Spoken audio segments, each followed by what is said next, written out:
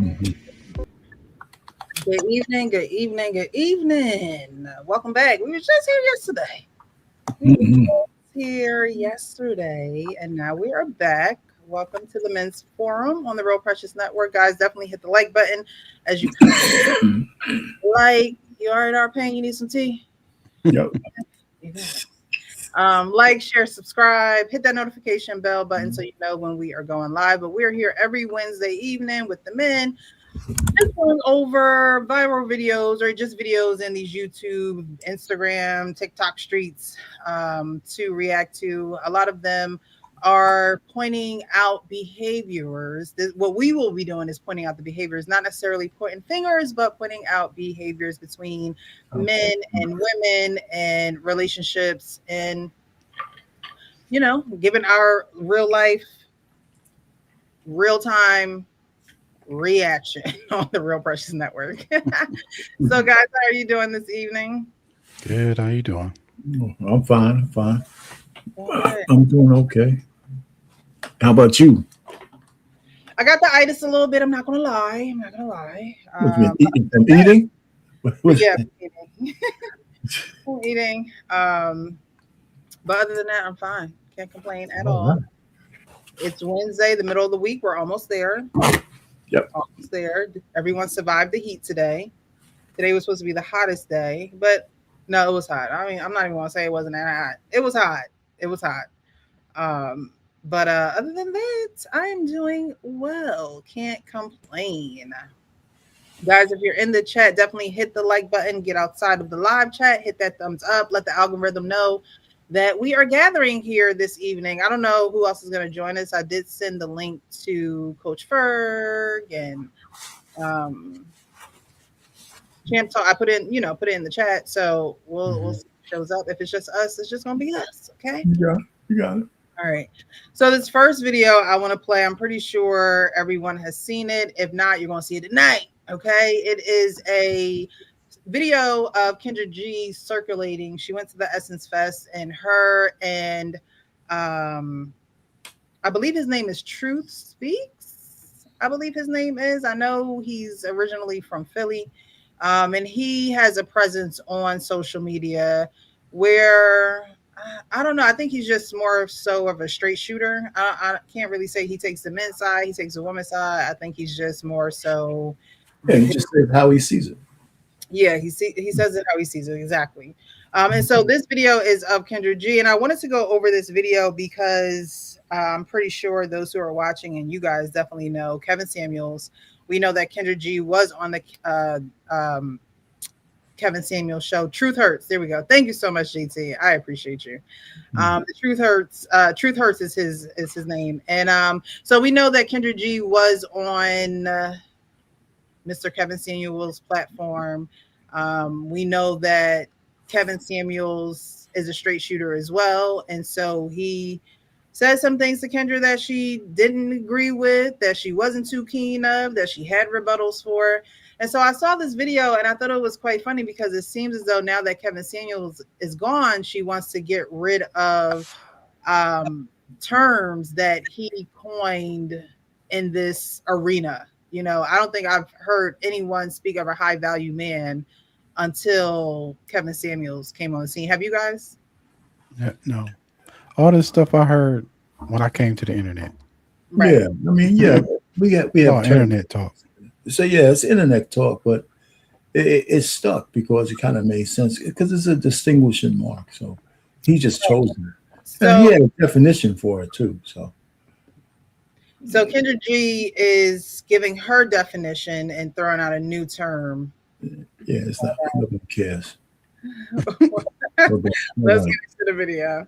High value, because I don't like the term high value, because usually high value is predicated on money, access, looks, I like the word high demand. Okay. Because high demand, yes, the man with the money, the looks is desired by a lot of women. But when we say value, that's an individual thing. It goes back to what I just said a second ago. Value to me is the person that shows up for you. So you can know a rich man, he could be fine, but does he show up for you? He's actually a no value man, if you think about it that way. Okay. So we gotta rewrite this high value slogan, because that's the misconception, and that's why men are walking around with an S on their chest, because they feel like they got the money, they got the fame, they got the looks. But ladies, that's our fault, because we made them that way. We got to take that power back. If a person doesn't show up for you, that's a no value human. All right. So what do you guys think about that? A no value human is someone who does not show up for you. She also wanted to change the high value phrase and turn it into high demand. Is there really a difference between high value and high demand? No, first of all, high value actually would supersede high demand because Pookies and Ray Rays are in high demand by a lot of women. They don't have no money. Yeah, they are. They're populating all the underbelly of the black community. What are you talking about? They're in high demand. They get a lot of sex, and they have a lot of kids. So they're in high demand. They can't offer anything, but they're in high demand. You know, so I mean, so she's my, I guess she's my, listen, I applaud her accomplishments, but she's the first person who would fight you tooth and nail if you tell her she's not a high value woman. Well, she is hell bent on her making her money and her not being in a relationship because, you know, she makes her money, and if she was to get in a relationship, you know, she would be locking down her money, and the man wouldn't be subject to any of it. So that's one thing. So then she's not going to show up for the man, right? Then she's not a high value woman. See, that's my whole point. This the hypocrisy and the double speak is something you got to just look through. She calls herself a high value woman. She's a misandrist, by the way. That's the number one. She hates men. She has a problem with men. And one of the things that she has a problem with, and listen, one of the biggest things she has a problem with is because she values herself a lot, and the men that she wants won't let her just do the shit that she wants to do. And that's one of the problems with rich black women, or women, period. And especially in the black community, those are the ones I listen to the most. They don't understand that for a man's point of view, I don't care if you make $2 million a year. If you want to be my wife, you want to be my woman, there's certain things I would expect from you, and you might not like them because you're going to say, I got this money, and so why should I be submissive to you at all? Well, what are some of those things? Let's break it down. Well, first of all, I mean, there's expectations that I would have of my wife, like every so often, just shut the fuck up. This is, not because you can't talk. It's because I need to take the lead in certain things, and I don't want to debate everything because you got a lot of money, right? If I have to debate every little thing, and Kendra D looks like a person I would have to debate with, you stay single. If I have a household and I'm the leader of the household, it doesn't matter if you're a millionaire. Okay, I make $1,001,000 because that's going to make you happy. Because not you, but the woman happy, because they don't care how much the man makes, how much they make alone. So he makes $1 more than they do. So it makes you more happy. But I'm taking the leadership, and you're not used to men leading you because you're this strong, independent boss chick. And some of those things mean, and I sound real, it's a hyperbole when I say shut the F up. But the point really is, you can't have two leaders in a household, right? So you're going to have that one leader. That means you got to acquiesce to your man. You either trust him to do the right things or not. That doesn't mean you can't talk. But I'm not going to debate everything, and I'm going to expect certain things from you. I'm going to expect to be able to make love every so often. I'm not going to have to go through like signing an affidavit and say, do you give me permission tonight to kiss you on the neck and shit like that? I'm not going through that. You know what I mean? There's a lot of women. You don't want to have sex? Yeah, have you listened to Kendra G?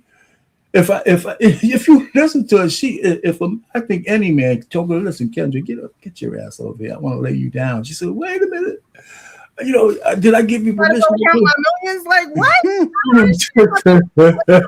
I would just say she's just annoying, and there's a reason why she's still single.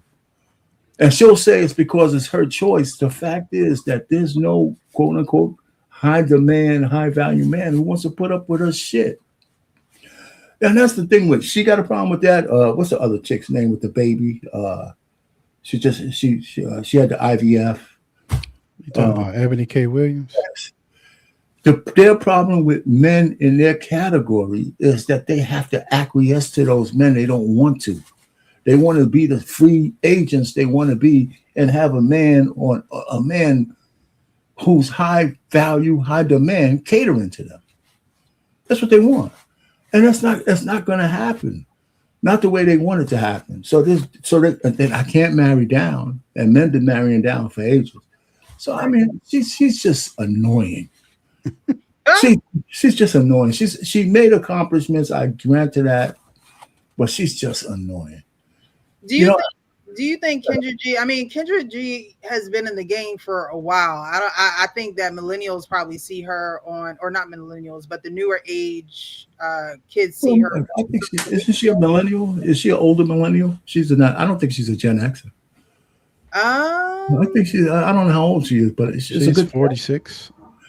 She's a millennial. She's 46. Yeah. She's 46. Kendra if she's that old, yeah. So she might be a young Xer, old millennial.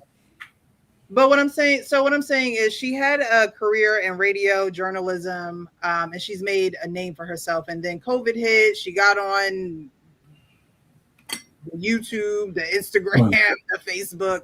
And she went live one night, and then this show, Kendra G Singles, popped off, right? She's accomplished. Yeah, so she's accomplished, and then she's in this arena of social media where entertainment is pretty much paramount. Like, if you're not being entertaining, you're really a lot of times not holding a lot of people's attention. So do you think that sometimes a lot of this stuff is sensationalized, or do you think that it's truly who she is? No, I think it's truly who she is. But it's sensationalized as well. But she understands it's about drawing an audience to her. And her audience is clearly mostly women. But, one of the things I see is by the kind of people who comes on her show. Every so often, she gets a gem. But most of the women who come on her show are like in a different. I got 18 baby daddies, and I want a high value man. She knows a lot about certain things, but her hatred of men skews her vision. Why do you think she hates men? Because I'm listening to her. I listen to her talk. Everything she says is anti-man. Period. I mean, just like women think that every man. Well, you're a woman. You don't hear it the way I hear it. I think that Kendra G actually does tell women, she does stop them in their tracks and tell them, girl, you got all this going on. What man do you think that you're going to get? No, that's not what I'm saying. No, that's part of it. That's what she's telling those women. But when she talks about in general, like she was talking about, she's on platforms and yeah. Listen, it always comes back to that men are not the prize. We're the prize. We're all, who talks like that? If I was at her level, listen. Maybe some people can't hear it, and I grant you that you don't hear it. Just like women call men misogynists all the time, I can tell when a woman has misandry or not. And every word that she says has a taint of downing men from with her misrepresentation of who we are. If a man feels he's high value, who is she to tell him he's not? Yeah, because who is she to tell him he's not? She went under a post, under Truth Hurts post on Instagram, and she typed this long ass message about how he should be thankful that he was on the panel with her, and like, come on. Like, first of all, I don't think they should be having that conversation on the Essence stage. Probably first not. of all. Well, it's all right. We'd have to have those conversations. not That's essence But isn't what you essence mean by isn't that? By that? essence isn't a place where you have those kind of conversations. Okay. That's not Essence Festival is about black excellence. It's not about putting black people against one another. And that's exactly what they did on that stage. And yeah, our pain is right. Like if you look at some of her videos, like she will let the women get away with stuff, but then when a guy comes on, she goes in like she'll be like, well, why do you expect to uh get a woman, or it's just you could see the differences she plays when it comes to men and women. And I can And say all that. Wait, I'm sorry. Go ahead. I'm sorry. Go ahead. um and so when you her videos actually crack me up because Go ahead. sometimes Go ahead. it sometimes you get a guy to come up there and he will challenge her, and she don't like that on her show, Not and at all. she'll start going off. She'll be like, well, you call my show, and just ranting and raving about stuff that don't even make sense. One of the things about if you one of the things about her that a lot of people don't realize, a lot of the views that she gets is because so many people react to her videos and I was just about to say that, like and, her million subscribers don't match her views. yeah. So one of the things that she doesn't appreciate, that at one point she was really mad that people were like snipping that. Then she Hmm. started to realize that this is a average. So what? say that again. You cut So yeah, out. she was really. Oh, I'm sorry. She was really mad that people were, reacting to a lot of her videos because people were making their own things based on her videos, but she couldn't copyright them. Then she started to realize, if I don't know if I'm still breaking up. Then she started to realize that hey, this is advertisement. Part of her success is that everybody reacts it not just for her, but for some of those people that come on there. It's like ridiculous, and Yeah. she absolutely treats the women callers differently than the men. Now, in and of itself, that's not I can see that, but she's a misandrist. She's Yeah, when you yeah, look at she's just a misandrist. her video, like she didn't understand how social media works, right? When she first came on. So like when people are clipping her Instagram and her YouTube clips, she's actually gaining more followers and views from that content. So um, she Hmm. was getting people's channels. So like she was copyrighting she was sending them a strike. People who were reviewing her channel, she was striking their content. She actually tried to sue a content creator, and he actually won, and she had to pay him. I don't know how much money he won, but he at the end she had to end up paying for his legal fees and like some other stuff. So Really? she didn't understand how YouTube works, and the the free speech and the free use of content, as long as you mention the content creator. Like Mhm. this, it's just like when you review like a news clip, you give credit to the news article or the news channel that wrote it, right? And Right. so she didn't understand, for her to be quote unquote so smart, she didn't understand how YouTube worked. Listen, I just like to also say that, listen, I don't begrudge her accolades, right? It is Hmm. one thing that I'm working on this. It's one thing I've learned about black women in general. Three things that I look at. I call it the trifecta of black women. They need attention, accolades, and affirmation. Those three things, if you give those three things to, I say black women, it's probably all women, but black women are Hey, always on steroids because you guys put everything on steroids, okay? That's what I'm saying. So it's not just black women, but it works well on black women. You could get them to do anything. You can get them to say anything. You could get them to promote anything. If you give me these three things, the attention I need, appreciate my accolades, and affirm no matter what I do, right, wrong, or indifferent, affirm me, then you my best buddy. And you give me a bullhorn and I'll say whatever you need me to say. Because I'm a 10, I'm 500, I'm 5'1" and I'm 670 pounds, but I'm a 10. And just tell me that, and okay, we're buddies. I'm using as an example. It's out there, but it's true, right? You see it all over the place. How about the lady? The diet don't work well for us. She's 800 pounds, and she probably had a hoagie after the damn show. I'm just trying to say, these are the three Achilles heels of our sisters. That's the only way you can get 92% of them to vote for one party. And black men were no better, right? We were right behind you because we were sniffing at the coattails. And it's time for that to end. But listen, I don't hate Kendra G. I'm just calling her out for the way she is. She's trying to redefine what it is to be a man. And I take umbrage with a woman trying to do that. Any woman. Period. And I'm not going to back down from that. Okay.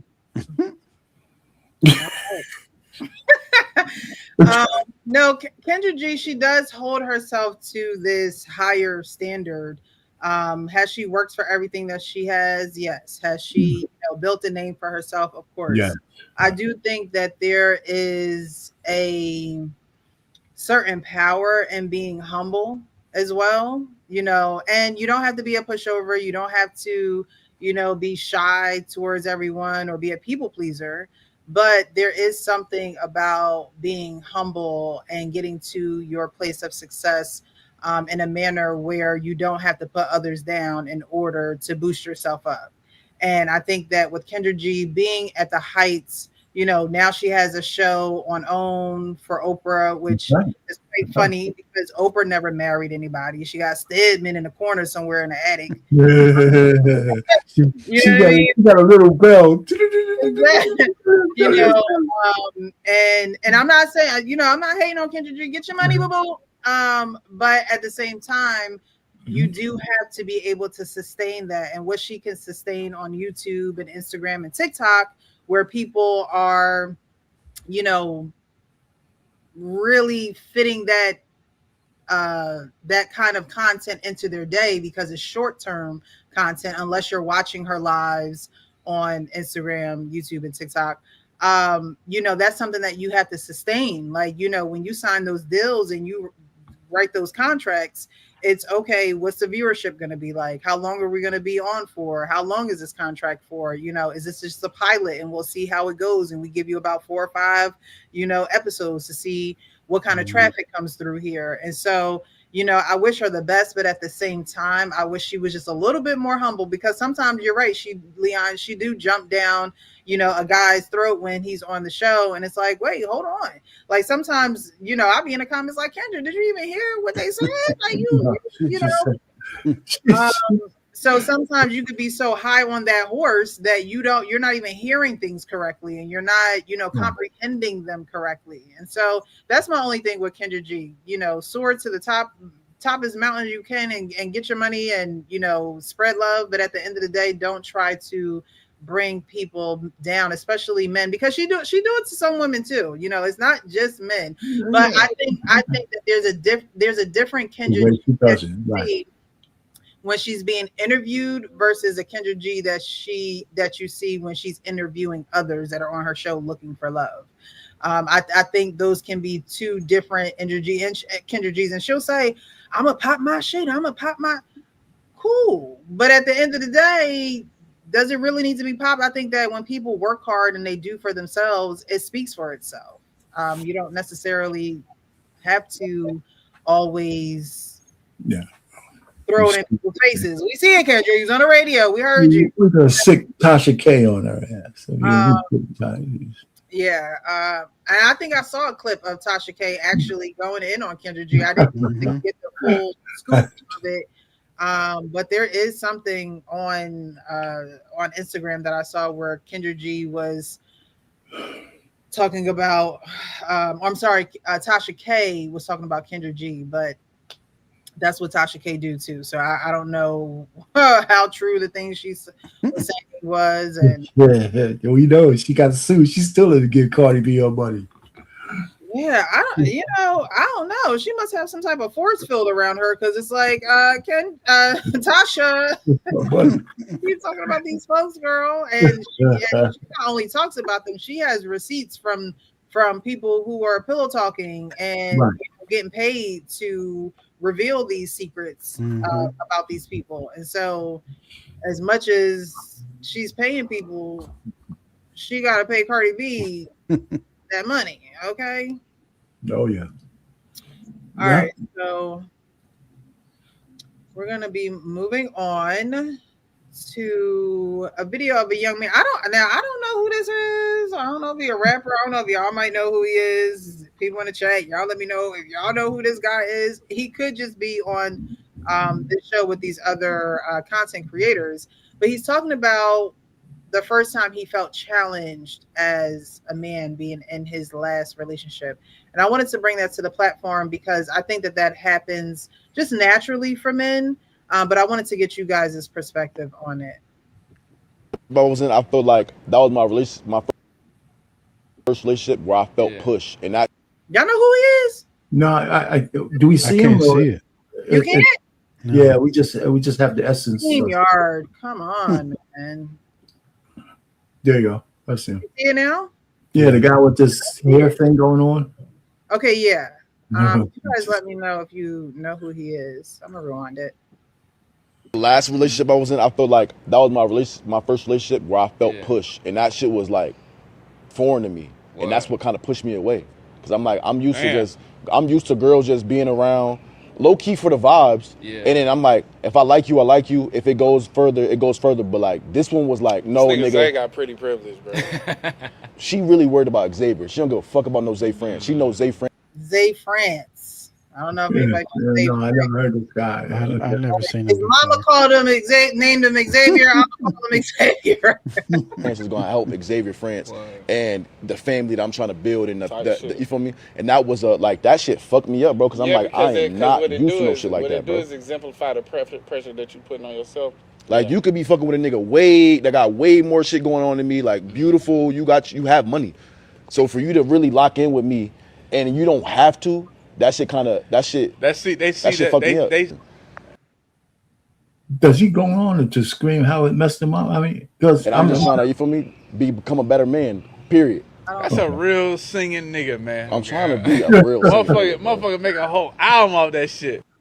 Well, he didn't go into it there, but there were just some certain things. Like again, I wanted to get you guys' perspective because he said a couple things, especially him being in a relationship with a girl who, challenged him, probably pushed him harder, and not as the artist, but as the human being, as the man, right? And he said that pretty much got him a little shook. He had never had that before. So do you guys know what he's talking about? Have you ever been in situations where you're in a relationship with a woman and it's like, she's trying to push me to be a better me and I'm not all the way with it, or I don't see that for myself, or I can't just get there? I mean, eventually, I think at some micro level, like you're gonna have to improve, being with somebody. Like they're just not going to accept, any old thing. Now, we don't know the context, like if she was just asking for something astronomical, or if she was just saying, hey, can you communicate better? Can you, if you're busy, just send me a text and say, hey, I'm busy. I'll call you when I get home, or something like that. There are ways, maybe she wanted him to dress different, or maybe she wanted him to cut his hair. Like, we don't know, No, he didn't do that. I'm just saying, like, no, I hear what you're saying. I'm just saying he failed. So, like, it could be she just wanted him to maybe improve his communication, his emotional awareness, things like that, and maybe he just wasn't with it. Well, Well, here's my thing. Like most men, if you're going to get into a real relationship with a woman, and I usually speak from marriage, not just this play shit that everybody's doing. You really want your woman to be a muse for you. You really want her to be your muse, and there's a way, feminine women know how to do that. They know how to bring things out of people, out of men that they're with, in the right kind of way that leaves his ego intact. Mm-hmm. So, and it's it's supposed to be a skill or a natural skill that women have that they've lost with all the bullshit that's going on out here. But a real feminine woman who's tied to her man, she's his muse. Because a lot of things married men do is to make sure that the life that they give their women and their children is the best they can make. Right. And if that means he has to elevate, he has to do a few things, has to go for that promotion, got to do some extra stuff, you're going to do it. Especially, you're going to go ahead and strive for that. And so he wasn't used to that because he's probably just been banging out chicks. Oh, my God. Mm-hmm. So I'm serious. A lot of guys, I told you this before, a lot of people don't, they look at me and say, oh, I actually liked all the women I slept with. So I learned something from all of them. I talked to them. I tried, because I had like 3 phases before I went to college, when I went to college, and after. Like the women I met in college, they were college bound. They had dreams. They had futures they were looking for. It was worth talking to them about. It's not just, you pass the joint, you pass a little alcohol, you talk a little bit, and you learn something about what they're thinking about. And some of that stuff was very useful to you as a person for your growth. Now, I didn't have 1,000 women, so let's stop that. But enough. But I'm just saying, then when I went into the professional life, the women that I was talking to were professionals. Mm-hmm. So the fact is, with a lot of guys, if every woman looks like a pork chop, they really don't learn anything from them. Because it doesn't take much if you're that kind of guy to take a woman to get her panties off.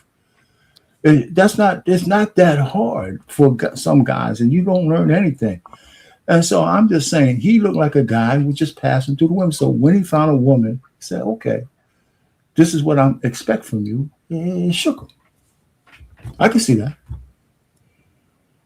Because he liked her. He said, well, he couldn't just discard her for something about her that he liked. So when she said that, it made him pause. If she was just a bust down, he wouldn't have thought about it. There was something. That's what I get from that conversation. Oh, so he also said, that's what he said. He also said, she could be with anybody. She's beautiful. She has money. Do guys really go off a vibe and just see where that vibe's going to take them? Yeah, we ain't monsters. Of course, why wouldn't we? Why wouldn't we? I mean, why wouldn't a man go off a vibe? Well, yeah, what do you mean by go off a vibe? You go further. I'm using the words that the man in the video said. He goes, I thought that she was just here for the vibes. Again, he's younger, right? But, so the vibe part is just I'm not looking for anything serious. It's just we're just hanging out, and if it goes to a certain place, it does. If it doesn't, it doesn't. But she might have been there for the vibe. She might have still been there for the vibe, but she might have saw something in here that she thought might have been worth more. Right, but I'm not asking about her. I'm asking about him. No, he was not him. Okay, my point is that most of his women, he was only there with women for a vibe. Right, and they allowed it. Right. Women always allow men to be, it's something that women do. Yes. That's why you're all bitter, because too many of y'all be with men for the vibe. Right? That's why there's a lot of bitter women out there, because they don't have, they talk all this standard bullshit, but the guys that they want, they be with them for the vibe. And when it don't work out, they come on TikTok and story time 1, 2, 3, and 4. Right. But now you have a woman that is saying, I'm not accepting that.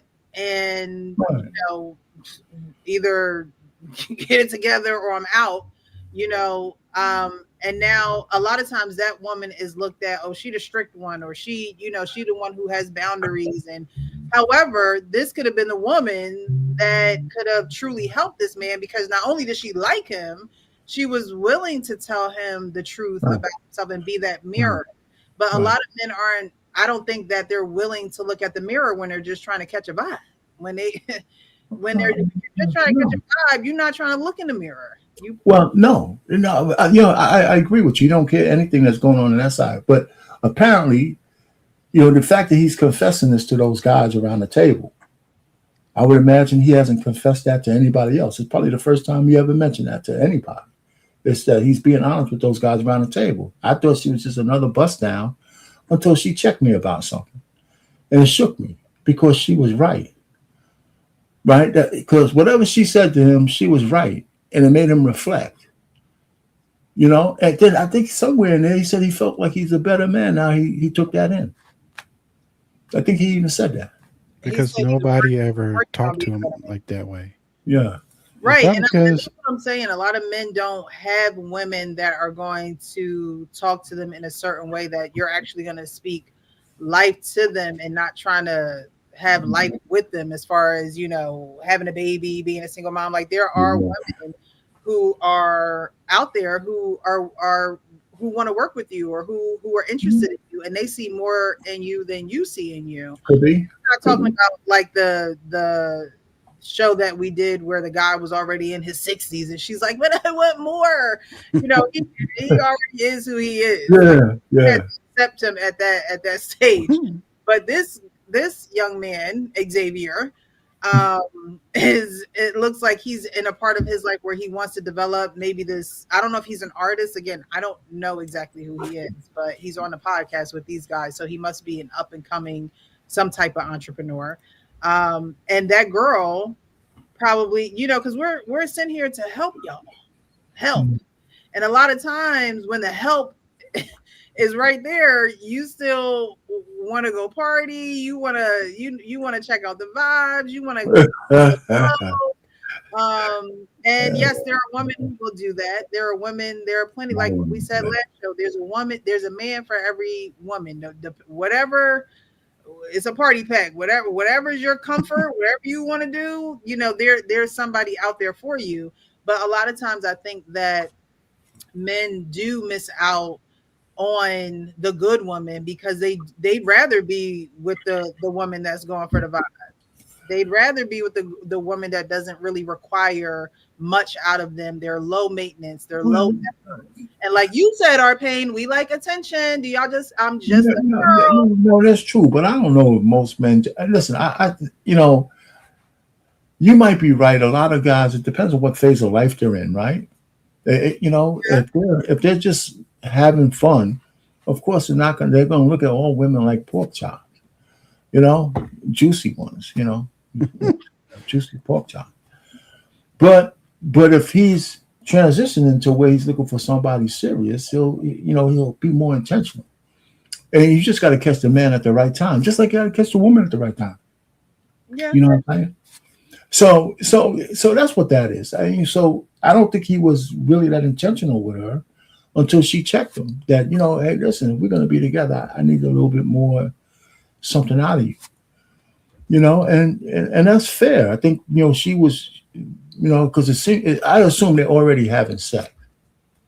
So he thinks he's on easy street. And then so at one point they're probably talking or something. And she said, hey, yo, well, you know, I need to. On Easy Street when y'all get the cooch? Is that what it is? Like, oh, I'm in there. I'm good. I can relax. Is that what it is? Is that what it is? You don't need me to answer that shit. You don't need me to answer that. I mean, listen, man. That's what the whole thing about post-nut clarity is, right? The ladies in the back, yeah. What's the Shirelles made a song about it? Will you still love me tomorrow? Right? Tonight, I can see the loving in your eyes. But will you still love me tomorrow? That's about him getting his shit off, and she charged him up. We could have sex tonight, but are you going to still come back tomorrow? That's what most women have to get over that hurdle with a man. That's why they that's why they're busting down Tyrone. But the guy they really like, they want to put him on some kind of cruise for 8 months before they give it to him. You know, and it's stupid, but it's inevitable. That clarity only comes after the first time y'all have sex, because you know whether this guy wants to come back or not. You know, and every woman has to go back through that with a man if they're going to be in a relationship. It's inevitable. You could make it 6 months, you can make it a year. It's still the same that night. And if you make him wait too long, he's going to do it out of spite for making him wait too long, because he know every time he couldn't catch you, somebody else was busting it down. Oh, y'all be worried about men too much. Y'all just be worried about them. No, no. If I'm paying, if I'm paying $1,000 for the pleasure, and the other guy just walking up to the door and knocking on, and just coming in and looking at you funny, and then all of a sudden you're knocking boots, I'm gonna take that person. We're gonna get there. Hold that thought. Thank you for joining us, JT and Coach Ferg. How you guys doing? What's up, guys? Hey, what's happening? What's going on, y'all? These guys are gonna straighten me out. So. What's happening, everybody? Welcome. We're going over this video of a young man who is pretty much expressing how he had a woman who challenged him, pushed him, and I don't think he was quite ready at that moment. You guys, if you're just tuning in, hit the like button, chill, get you some popcorn, a drink, whatever you do, and relax. The last relationship I was in, I felt like that was my first relationship where I felt pushed, and that shit was like foreign to me, and that's what kind of pushed me away, because I'm used to girls just being around, low key for the vibes, and then I'm like, if I like you, I like you. If it goes further, it goes further. But like this one was like, no, nigga. Zay got pretty privileged, bro.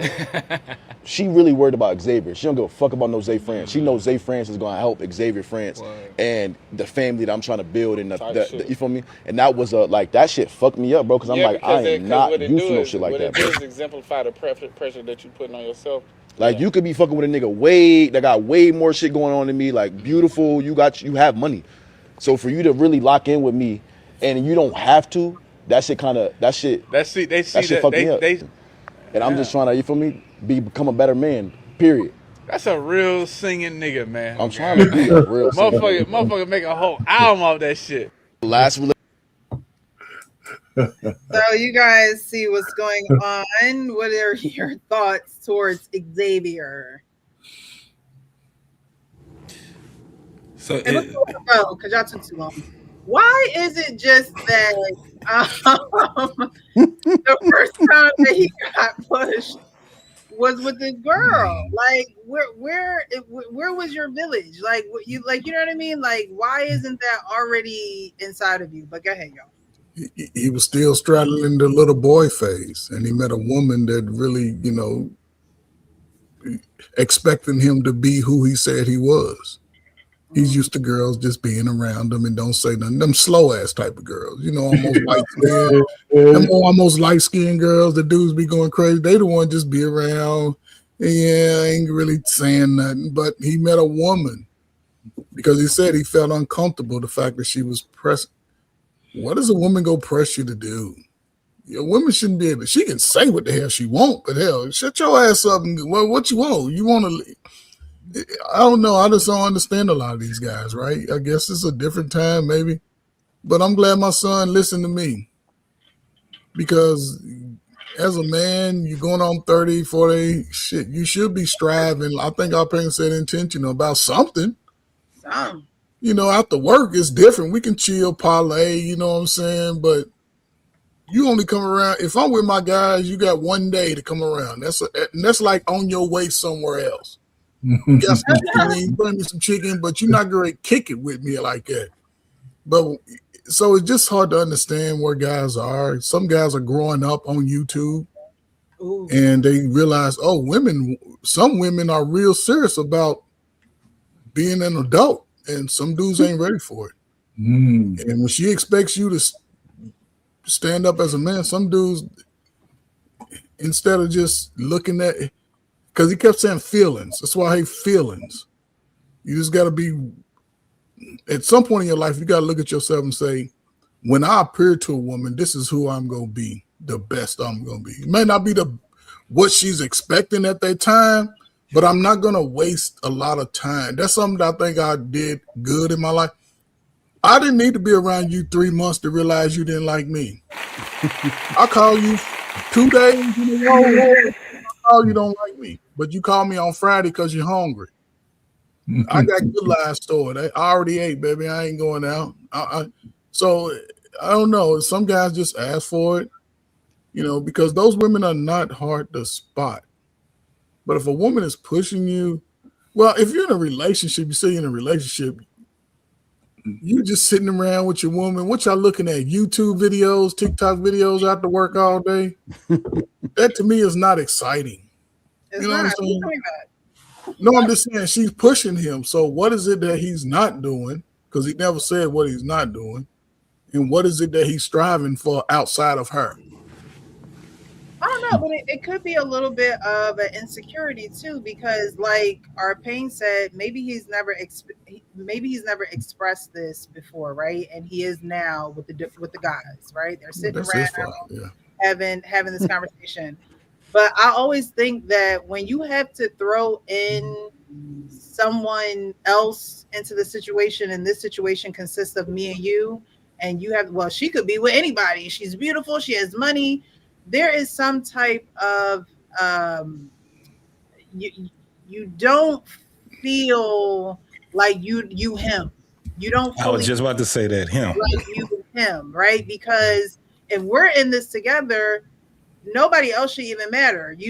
I wouldn't even want to see you with anybody else. I want to see you with me, and that's why you with me. And so you know what I mean. So I think that whenever a man throws in another man, or you probably with somebody else, or I don't know what your situation is, it's like you talking about me, yeah, man. He didn't say it from that standpoint, but you have a point there. But I think she surprised him, because I think he was just going along with the flow, and she shocked him into saying this could be more than that, and he wasn't ready for it.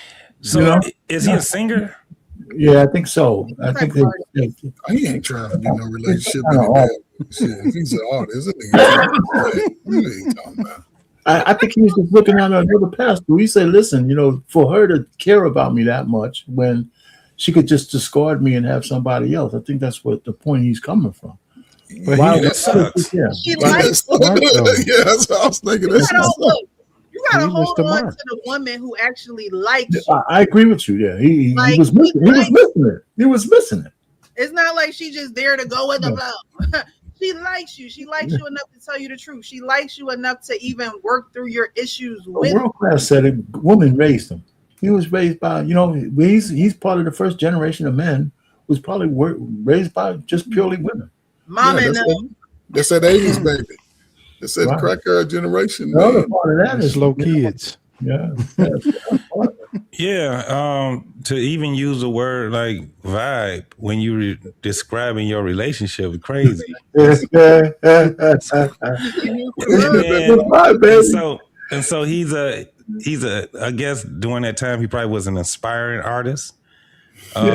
This is my thing. When you in your craft, you don't need no woman to motivate you because you're already motivated. Yes. You know what I'm saying? So that don't make any sense, because one of the things about especially artists, that's one of their biggest problems in their relationship is being able to juggle their relationship, their career, and especially if they're out here really trying to get it. What you talking about? She motivating you and all. That means he wasn't doing nothing when he was supposed to be singing and in that studio. He's supposed to be writing songs, JT. Right. You know what I'm saying? He at the dang old mall with her, hanging with her and her friends. Like, don't you got something to do? Why are you here? Why are you He's here? supposed to be writing that love song. What about that last verse? He's not focusing the energy correctly.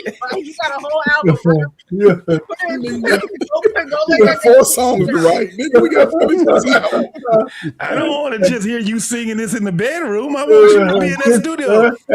Put it on wax. There you go. There you go. Get your money, man. You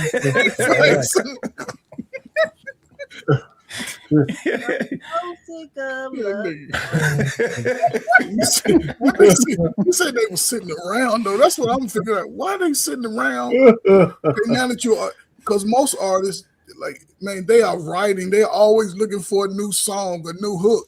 And if you're sitting around with your girl, she ain't giving you no ideas on, maybe you can sing this hook for me right here, Precious. Yeah, we're sitting around here at the studio. He was sitting there trying to get on Love and Hip Hop. That's what it was. He ain't made a song yet. He trying to get on Love and Hip Hop. That's funny. You guys picked him apart. That's for sure. But I mean, when it's evident, it's evident. And there are some women who are out here to just talk down on men and have no respect for men. And I would say that for the most part, I'm a male advocate. Y'all be tripping sometimes, but for the most part, I get it. But there are women out here that's like, I like you. I see that you have a dream, or I see that you have inspirations. And so I do want to help. But sometimes as women, and being the helpers that we are, we have to understand that everybody's not ready to receive that help. Like every man is not ready to receive the thoughts and the visions that you have as a woman. And it's not because you're trying to lead a relationship, but it's because I believe that God gives women vision too and intuition too for that right man. And that's how she becomes his helpmate. A lot of men will say, I couldn't do this without my wife. She is the backbone, or the brains behind the operation, or whatever the case may be, because that man was able to receive her help. And in turn, that helped the whole situation flourish. Yeah, but even with that, there's some form of momentum that he has, right? You know what I'm saying? So, yeah, it definitely, you will hear a lot of men saying that. Because, again, R-Pain said it, I believe. He said, your wife should be your muse, right? It should be your inspiration. You know what I'm saying? Even, look, on all aspects, especially when we're arguing, that's when the best love songs come out. You know what I'm saying? You know what I'm saying? That's when you can tell the best stories. Yeah. You know what I'm saying? Somebody, it was K. Michelle. She was dating R. Kelly, and she said they was arguing, and one of her songs came out of that. He was like, he started to sing while arguing with her. Made a song out of it. That's probably where that closet song came from. Shit started, he says the best inspiration for music comes from pain. It comes from being down. You know what I mean? That's what it comes from. And then don't go to church and get some soul child. You really be on. But that's it though. I think he missed the mark in what she was trying to do. She just wanted to be around him, right? And instead of him leading that situation, he just sort of just fell into what she wanted to do. Just sit around because I just want to chill. That means she want to be around you. Well, let me show you how I'm moving. That's an opportunity. And I think when he said he had to look at himself, he realized he hadn't grown up. I think he realized, like, damn, man, I'm still trying to play these little boy games. And sometimes that's good, because now that he's speaking about it, the catch now is, what is he going to do going forward with the next woman? How's he going to lead her? You know what I'm saying? Because you're an artist. Most artists have females that want to be around them. Yeah, it's part of the story. But if she gonna be his woman, damn right, some of these songs, I mean, put them to work. Nah, that next female and all of that stuff, next person, we already know, man. That's like hitting the lottery. To get that combination all over again, it's kind of like, you know what I'm saying, if he had that first high, you ain't getting that again. That's over. You can learn a lot. All you gotta do is just listen. That ain't happening no more. That ship has sailed. It's over. It's over. You can get the next best thing, but when you ain't no 3 strikes. Yeah, she put that milkshake right in front of him, and he flipped it over. Like she was the woman that he needed, but he, like you guys said, he wasn't ready. Well, you can't win them all, man. Yeah, he thought it was powder milk. He thought that was powder milk. She's like, no. James said I couldn't do what I do without my woman, not women. Flips on the flip side of that is I work so much time at home is not very long, but we are financially great. Yeah, and like JT was saying, you have to have that drive on your own, right? A woman only comes in to improve, furnish, inspire, nurture, all that good stuff. But you have to have that willpower on your own, and I don't have to set the alarm every morning, to go to work. I iron the clothes, but you gonna have to get up. You gonna have to. I'm gonna have to see that you gonna lift your head up off that pillow and be motivated to go get this money. Okay. Yeah. Absolutely. So I definitely want to play that because again, you don't hear a lot of men actually admitting that. And he's young enough where he can, kind of steer it in the right direction. But he's gonna be an artist, and so he's going. We gonna hope that he's gonna be an artist. He too old. He already look like he's in his 30s or something. And women, he's gonna be in environments where there are gonna be a lot of women, and he's going to have to make tough decisions, and that starts with himself. I always say be real with yourself so you can be real with everybody else. If you can't make a tough decision for yourself and be disciplined and say no and have some type of self-discipline, it's not going to work if you're going to try and do it with somebody else. Until he cuts his hair off, he's still gonna have all them little booties shaking at him. He has to cut his hair off, and I mean cut it off, but he gonna have to get rid of them long ponytails. Yeah, it looks unseemly. Yeah, see that right there, legs. Yeah, it's a vibe. It's a vibe. Okay. Yeah, Coach sound like Hink when he said that. Them ponytails. Them ponytails, man. That's yeah. But get him some facial hair. Guys take advantage of, I guess they handsome privileges, I would say. I was doing that at one point, but I didn't need nobody to motivate me to take care of my business. I looked at things. Guys don't know how to compartmentalize things. You gotta know how to keep it, compartmentalize. If you want her, I would think it's always been advantageous for a man that if a woman just want to be around you, to be straight up honest with her. Listen, you cool, but I like these over here too, because she's willing to accept that type of lifestyle. Most people know what people are gonna do, but no, he ain't ready for it. Ain't none of these guys ready for it. One woman. Let's work on that first. Okay, because it ain't worked for decades trying to get multiple women. It just hasn't worked. You know what I'm saying? It's always been. So it's easy for us if we actually look practical, especially as being in that type of an environment. You have to be a practical person, and you have to have a discipline about yourself, right? And you have to understand, first and foremost, there are a lot of liabilities. Having friends is just, they can be liabilities, right?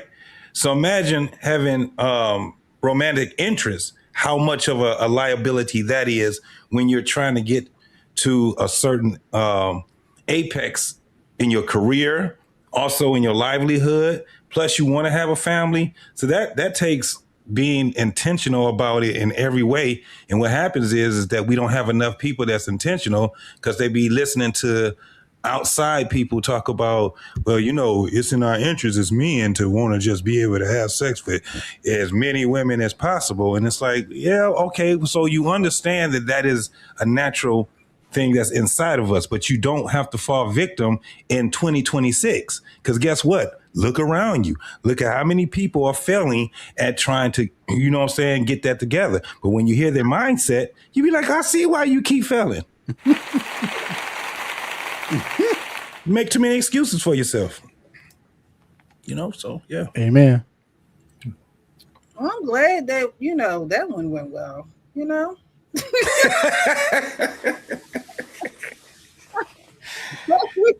I think it's just the old man in me. Right. That's all. Our is going to fight for the man to the death of him. And if he ain't got nothing good to say, he's not going to say nothing at all. I know that's right. Look, you know, I know what that's like being on these channels. Okay, let me just hush. All right. So we going this LeVar.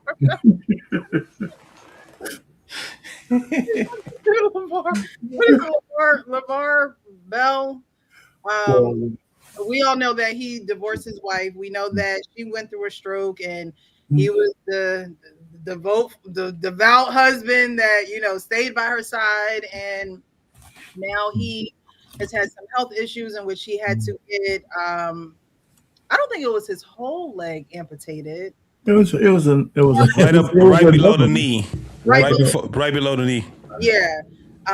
And you know, he has a prosthetic, and now his wife has divorced him and she is going her own way. Now, this is a video of one of his sons speaking about the situation and pretty much saying it's not all what it looks like on the internet, and the narrative of he just left when or she just left when these things happen to him is not necessarily true. There's been an uproar about the situation. I'm going to touch on it briefly. First and foremost, I want to say I love both my parents, but the situation that is put before y'all is not how it went down. I'm not about to get into all the details, but long story short, my mom didn't want to leave. She was quote unquote damn near forced to leave. I helped her leave. I'm glad she left. She's in a great spot. Shout out to Dip. Put her up nice. So she's good. My pops is good. They obviously don't fuck with each other, but I fuck with them both. And she was not wrong at all. She did not leave him because he lost his foot. That's a myth that was put out there. What else have I seen? I don't know. But my dad did a great job raising us. My mom did a great job raising us. They didn't work out, and it is what it is, man. They both doing well, and I love them both. We can move on now, unless you want to say something. Well said, Duke. Well, forced out. When I first heard it, forced out, and the way that he was speaking about it, and I don't know these folks, I don't know what's going on. I'm not a fly on, and they were in the living room. But from the way that he made it sound to me, that there was some type of violence involved. And that's just my opinion. I know y'all all looking at me like, girl, what? Because of the words that he used. Let me say who? Described just now, Mellow Ball? Yeah. Okay. Yeah. Saying that, you know, his mom didn't want to leave. She was forced out. Now, cheating, I don't know if that forces someone out. However, domestic violence, in my opinion, would force someone out. Now, we know that a lot of people don't necessarily always leave, but if you that old and you allowing somebody to just beat on you, then, you know, you really need to see the lady. But that's my opinion. That's my opinion. But what do you guys think? Yeah, well, I mean, before you leave that, I mean, what triggered for you to think that he was beating on his wife? It don't necessarily mean that he was beating on her. It sounds like there was some type of physical violence interaction between the two. Look, Arpain, look at you. Well, first of all, she can't hurt him. So I'm just saying, when we talk domestic violence, it's usually a man against a woman, right? No, see, you're not talking to one of them. But a domestic. No, I just wanted to clarify. I hear you. So it was a back and forth between the both of them, and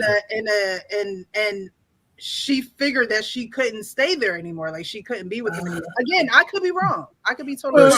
It could be verbal. It could be verbal. But in her situation, she had just had a stroke. So she was a while ago, though, pretty much paralyzed, and he was sort of rehabilitating her, but he wasn't rehabilitating her with his soft, kind, "I love you, dearest" type of voice. Which is why I think that was a few years ago. But still, a stroke lasts forever. You never really recover for 100%. Well, okay. So you think he was continuing to try to? I think we learned of him being a brash, confident, That's cocky father. That's true. He's always spoken that way. He's even said it several times. This is who I am.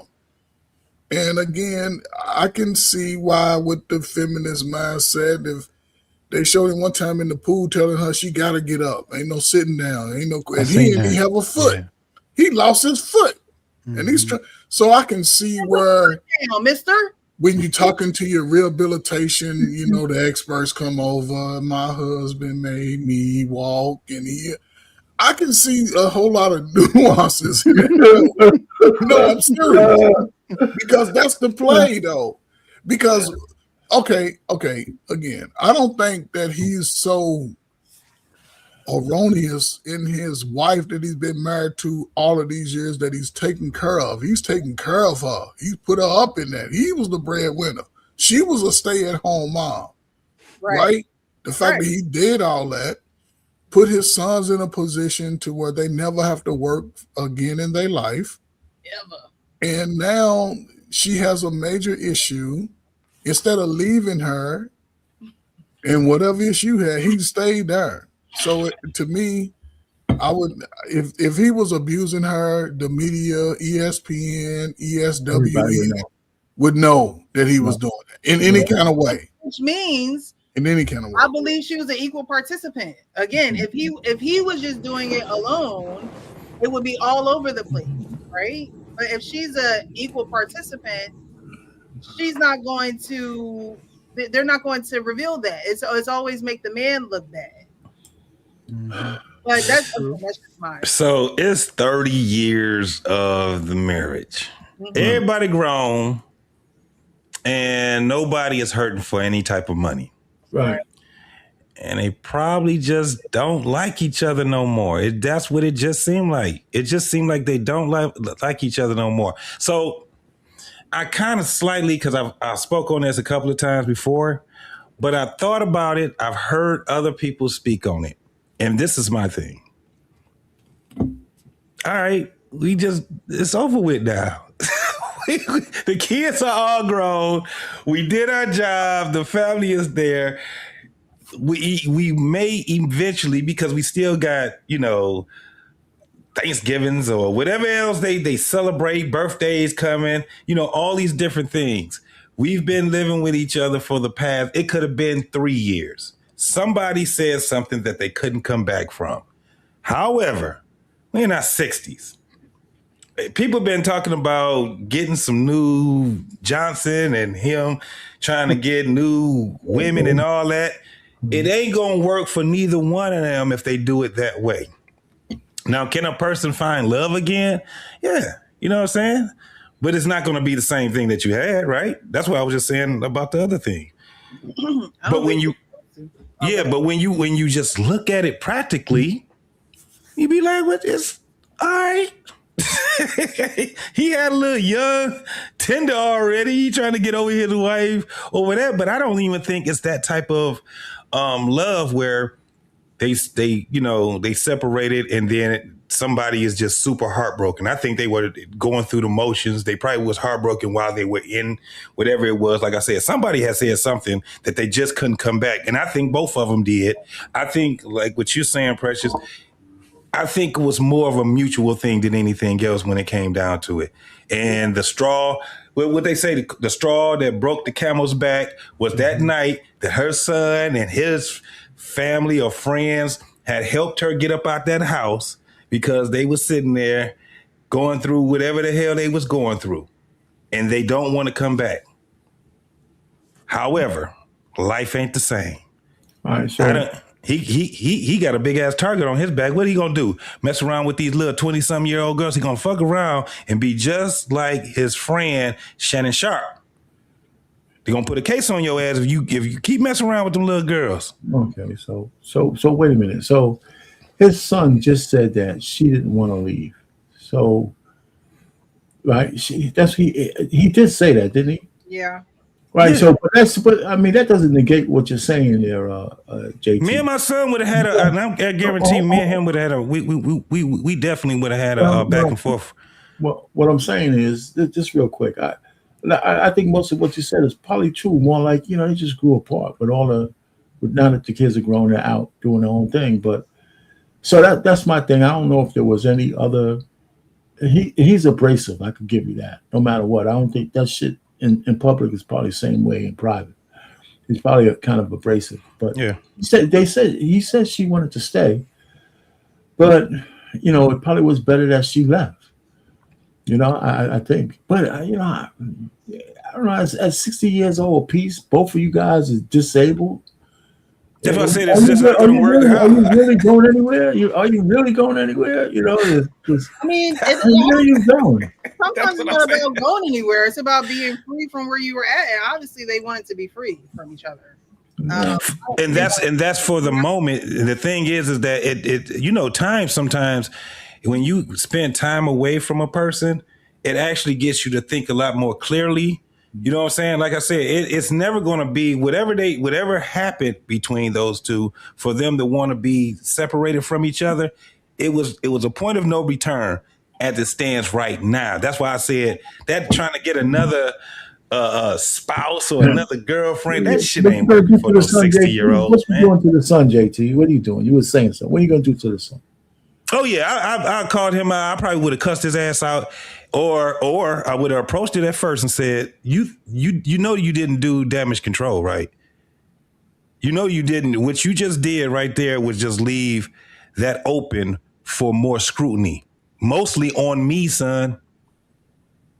Go listen to that thing again that you just said, right? So then, if he's right, and then I'm listening to him talk. It's just." These young folks ain't got they have no vocabulary anymore. They don't have any diction. His whole thing was they don't fuck with each other no more. Like, come on, why are you doing that? If you was trying to say something for damage control, the only thing you needed to say is I love my mother, I love my father, and we're working it out as a family. But to put anything on either one of my parents is not fair for them. Just let them go through what they have to go through. He didn't. Nope. Yeah, because it's their relationship. It's not his. Yeah. That was my whole. If he wanted to get on there for damage control, but he added fuel to the fire when he did what he did. She was quote unquote forced out, and I had to help her. Like, come on, my dude. Yeah, There's already a bunch of scrutiny going on. Yeah. Might as well just tell us now, LeVar. I don't want to put the details in there, but my father's lying.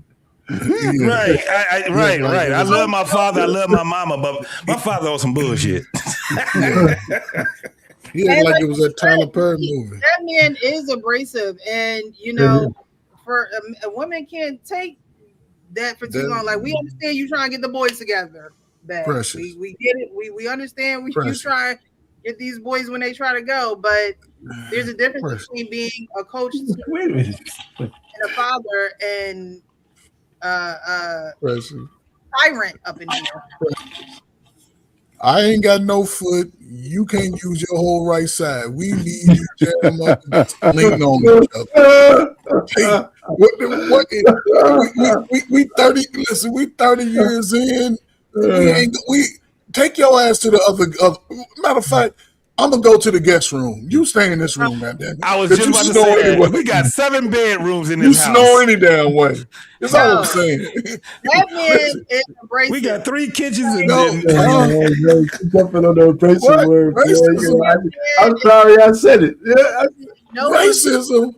Precious. No, abrasive. Abrasive, not racist. Oh, Precious. He even said whenever somebody come over, guess what he do? Because ain't none of us up here go do that shit.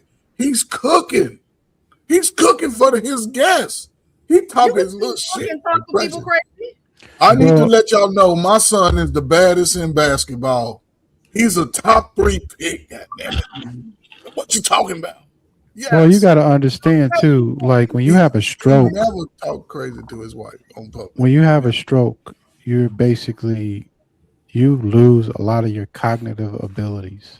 Somebody else said that too. Yes. Like, my mom, before she passed away, like she had a big stroke and, she wasn't able to do certain things. Like she had to stop driving, and so when you think about maybe when she was going through that rehab, maybe she thought he was being mean to her, but he was actually pushing her so she could get better. And maybe she thought that he was going to talk to her like that all the time. But Yeah. you know, when you haven't experienced a stroke and people, it's going to be really hard for her wherever she goes. Like if she goes to live on her own or whatever she decides to do, it's really going to be tough. Damn, that right there, people overlook that, Leon. A lot of people overlook that whole thing because that plays a part into their going through whatever they're going through. Cognitive issues. Yeah, because she had a stroke. That changes a lot. The stroke was but I don't think she blamed him for how he treated her on the stroke, because she was getting a whole lot better for years. I mean, we haven't seen them in the spotlight after the kids made the pro. So whatever that made them go apart is in that time frame. He had rehabilitated her. She's coming to shows that he would always put her in the forefront. He was doing a lot of stuff to praise his wife in public. But that has nothing to do with her cognitive ability. Yeah, but that doesn't mean. But what I'm saying is that I don't think he was continually trying to rehab her after the beginning stroke. I mean, at some point that rehab was over. He wasn't doing that. After a stroke, you still need assistance. But what I'm saying is this hard thing that he did when she first had the stroke, I don't think he was doing the same thing like the year that they parted. I think she had. He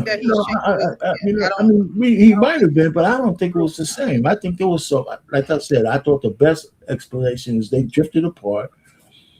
And that's it. And he apparently, LaMelo said she wanted to stay. Lonzo said she wanted to stay. Yeah, but what we're saying though is that still you still have to hold that in, because it's a big part of that, because it does change your life.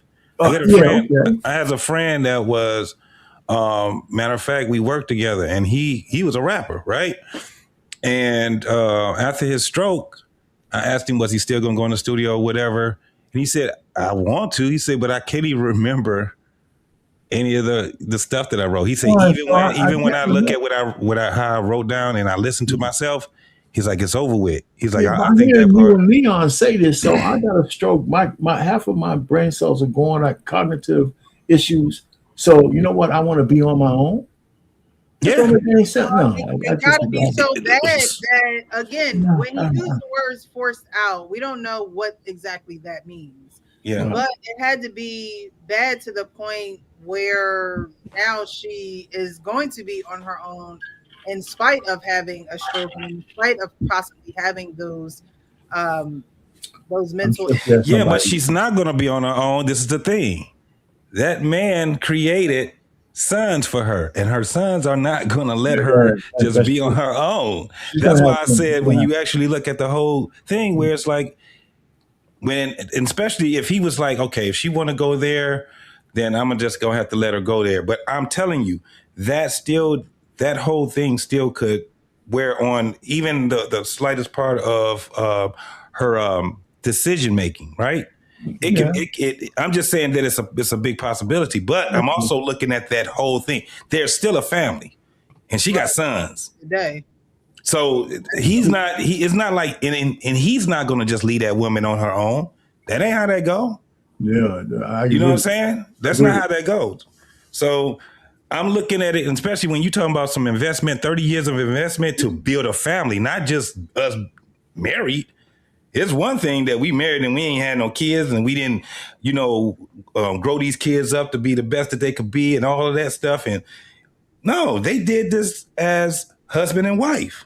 So that's a lot of work that they put into that family. And whatever it was, like I said, I'm still going to look at it as somebody said something or did something that they probably just couldn't come back as it stands right now. You know what I'm saying? That's just how I look at it. The stroke had to be like, she could barely walk.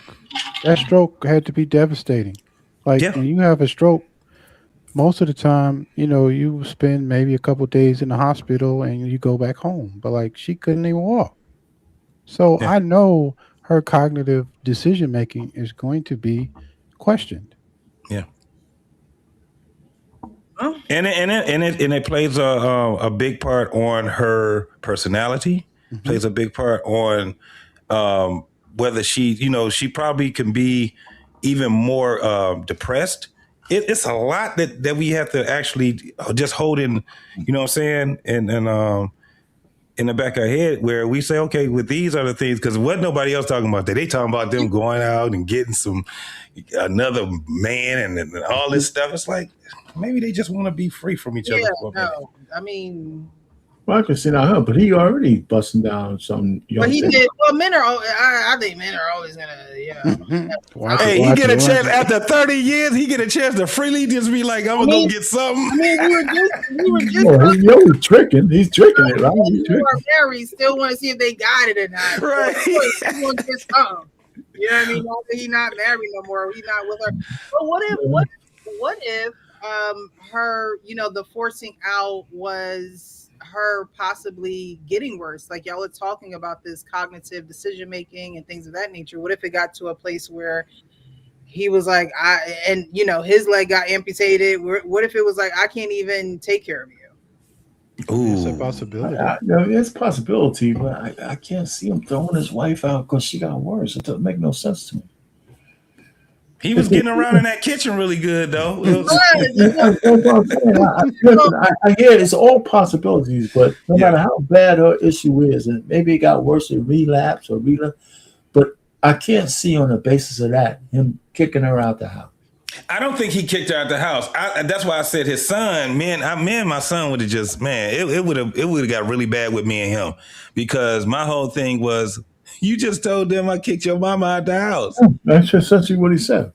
You basically told them I kicked your mama out the house. And that's why I was saying that, no, when I really thought about it, I was like, she's not by herself. She has her family that's going to be taking care of them. These are millionaires first and foremost.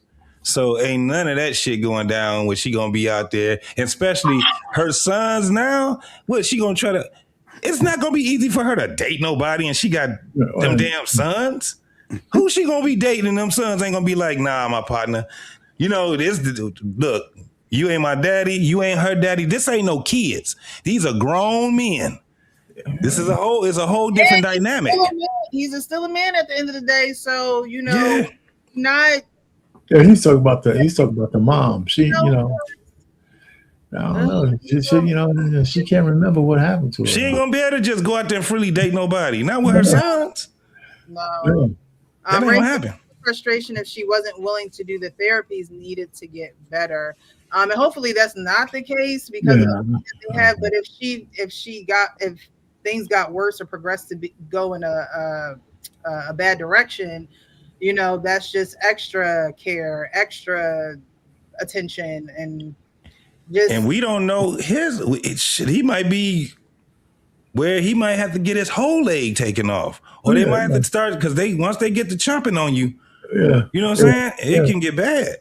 Yeah, it can get real bad. Hold on, what do y'all know what happened to his foot? Where he had diabetes.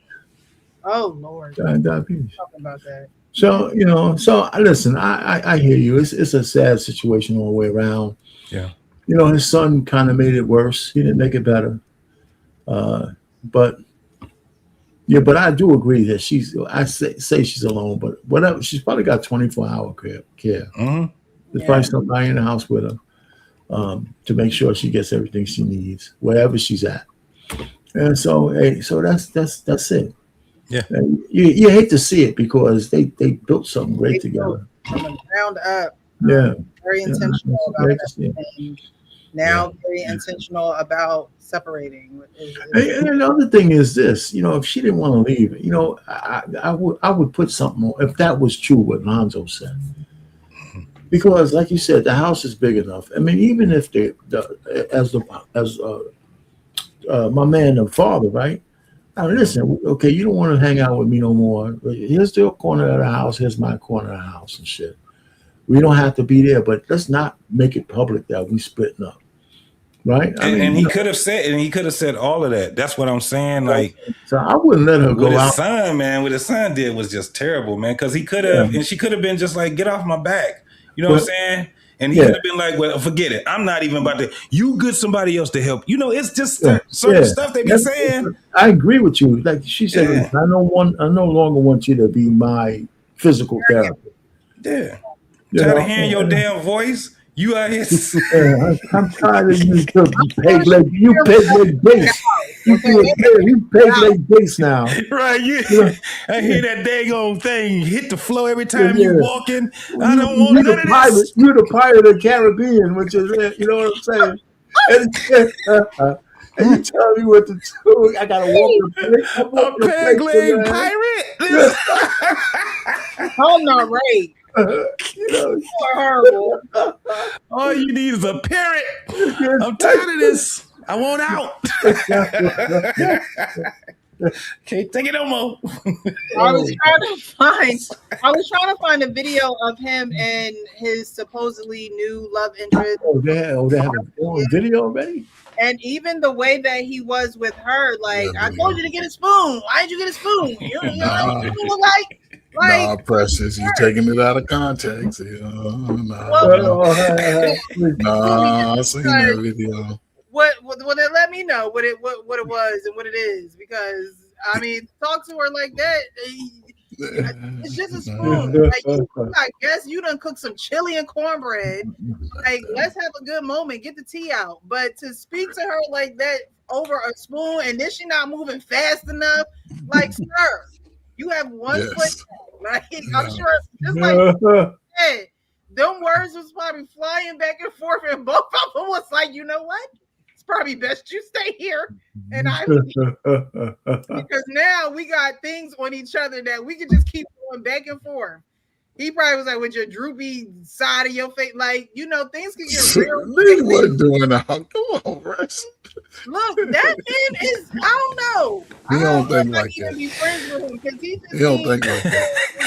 You know, he ain't gonna be. That's terrible, Precious. You just put a jacket on that man. I said a spoon. Not a fork. What's wrong with you? You're not moving fast enough. I'm like, it's really hot. They got time. Hey, Precious. I put the link. I put the link in the back. I got the link back. Did you? Like, help me out. Yeah. Let's see if his wife was hard. Wait a minute. The link back here. I gotta find it. I mean, I thought I had it, but give it a second, guy. Like, they don't need the spoon right away. The chili is hot. Let it cool down. The way they it was like, even who was the white guy there that was just like, I think that was the guy that was interviewing him. The way he was sitting there like, yeah, he's a big YouTuber. What's his name? Is he the same one? No, I don't want to get my people mixed up and it just be wrong. Never mind. Because there is a Sean said you biased. And protecting her feelings. Projecting her feelings. Precious has a show to run, okay? This is his job, Sean. That is true. You know that if you were up on the panel. All right? You can't even get in it. Don't come on up. No, I done forgot what I was about to say. What's up, Sean? I done forgot. Oh, the content creator that was interviewing or in that experience. I don't know if he was very much interviewing. It seems like he was enjoying the chili. Yeah. But I think he was the one on the Breakfast Club that had an issue with black people. Is he? No, that's not him. Okay, that's not him. I knew I was. He is an antagonist, but he's not that type of antagonist. Okay. It won't let me post the link for some reason. And you know what's sad about that video, right? The way they showed it, right? That's why him and his wife should have stayed together, right? Because she could have slid her little lazy arm over with the fork. She might still listen. She got to find out how cold it is out there. Yeah. She might come back. It takes a minute. Because again, Precious, he was cooking for the guy that was ready to interview him, right? Yeah. But he said, this is what I always did to people when they come to my house. I cook for them.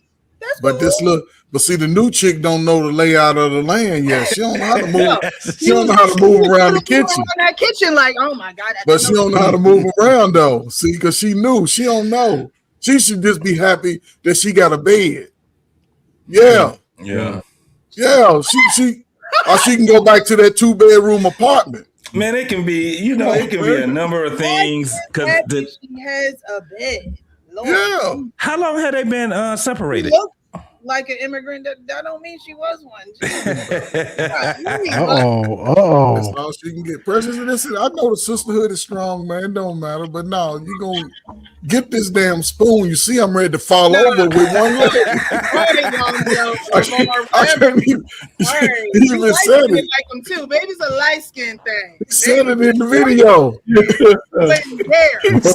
Wait. No light skin slander. He said it in the video, though. You see, I'm barely able to walk over here. Help me out. See, the problem was the girl didn't never have nobody cook for her, so she don't know what to do. Oh my gosh! Yeah, she didn't know what to do. She thought he was just gonna be on that damn scooter all the time. He like, no, I can't drive this around on my damn flows. Just got these flows. The way he had her going back and forth in that kitchen, I can't find it. Hold on. No, yo, what I put in the back chat is somehow they just put the title there. But if you put that in the search, it'll probably come up. Yeah, you just. Oh, okay. I can get it for you. Because they won't give me the URL for some reason. And Precious, that woman that he's with, that ain't nothing to marry. That's just something he gonna play with for the next. It ain't even nothing. It ain't. She probably ain't even there now. Yeah. She look like she wasn't gonna be there long. No, she placed her already. Definitely a pass. Adios. Yeah, but that's how you should live, though. That's how you should live. You come through. It's cold out there, coach. Come through. You come through. Ain't nobody moving in with me. They coming through. You can't get no mail here. You can't get no mail here. Listen, he better off going and get that old wife he got. They gonna put a case on it if he gonna keep. Him and Shannon Sharpe are gonna be. Shannon gonna have to. Put a case on. I got a lawyer for you. You can't, man. You two, for one. You're right. That's JT, entirely too young. Yeah. She's entirely too young. She's your son's Put him in age. and give him a piece of cornbread over there. Look that young. Okay. What's happening? Moving slow. Look at him. He love it. Slow. Amor, do what I tell you. And Jesus, I can't Let it play. She trying to be all in the video. Amor, you didn't put him a napkin and give him a piece of cornbread over there? Okay. Moving slow. Amor, do what I tell you and we good. Probably never seen a piece of cornbread in her life. Oh my God. Good, man. Oh, napkin. There you go. It takes so long to get a napkin. This all you do, fast. That's a setup right here. We got him over there. Amor, did you give him a spoon to eat over here?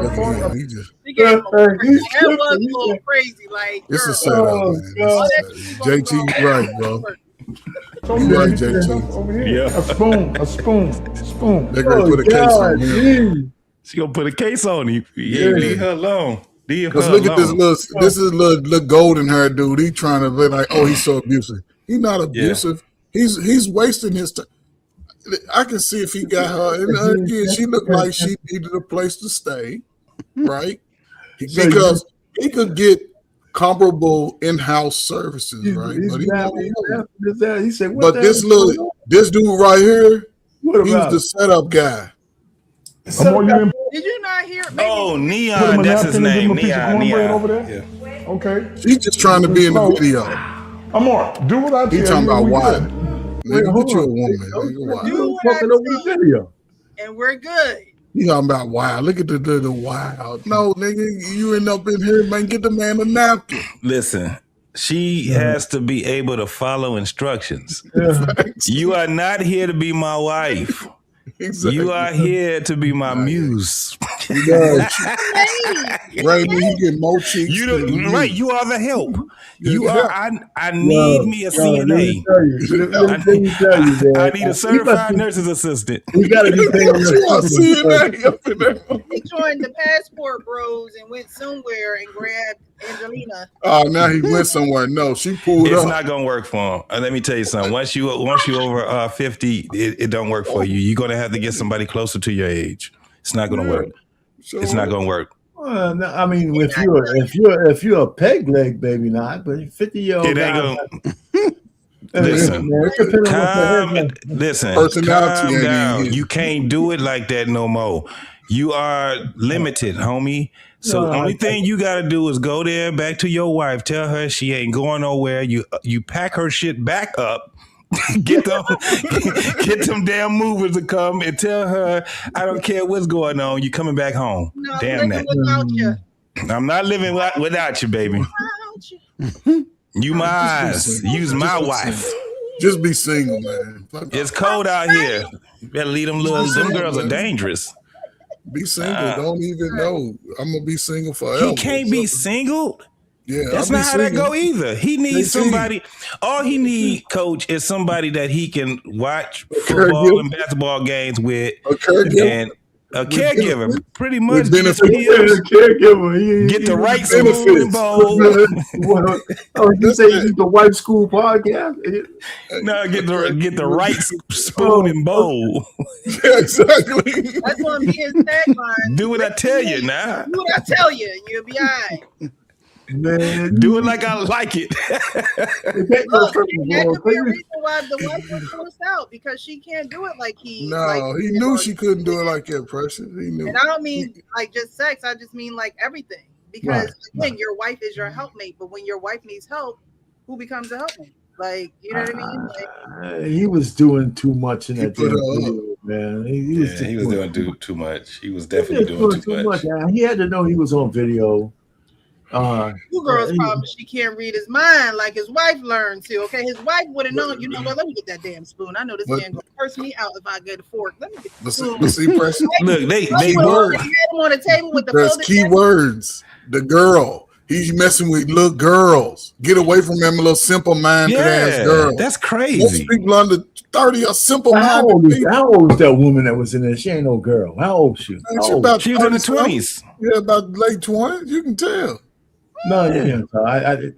Look at him. How old is this dude? This dude 25. Amor, you didn't put him a napkin and give him a piece of cornbread. She didn't get him an out. She's trying to be cute. I don't know. She looks old in the face. Hold on. Yeah, okay.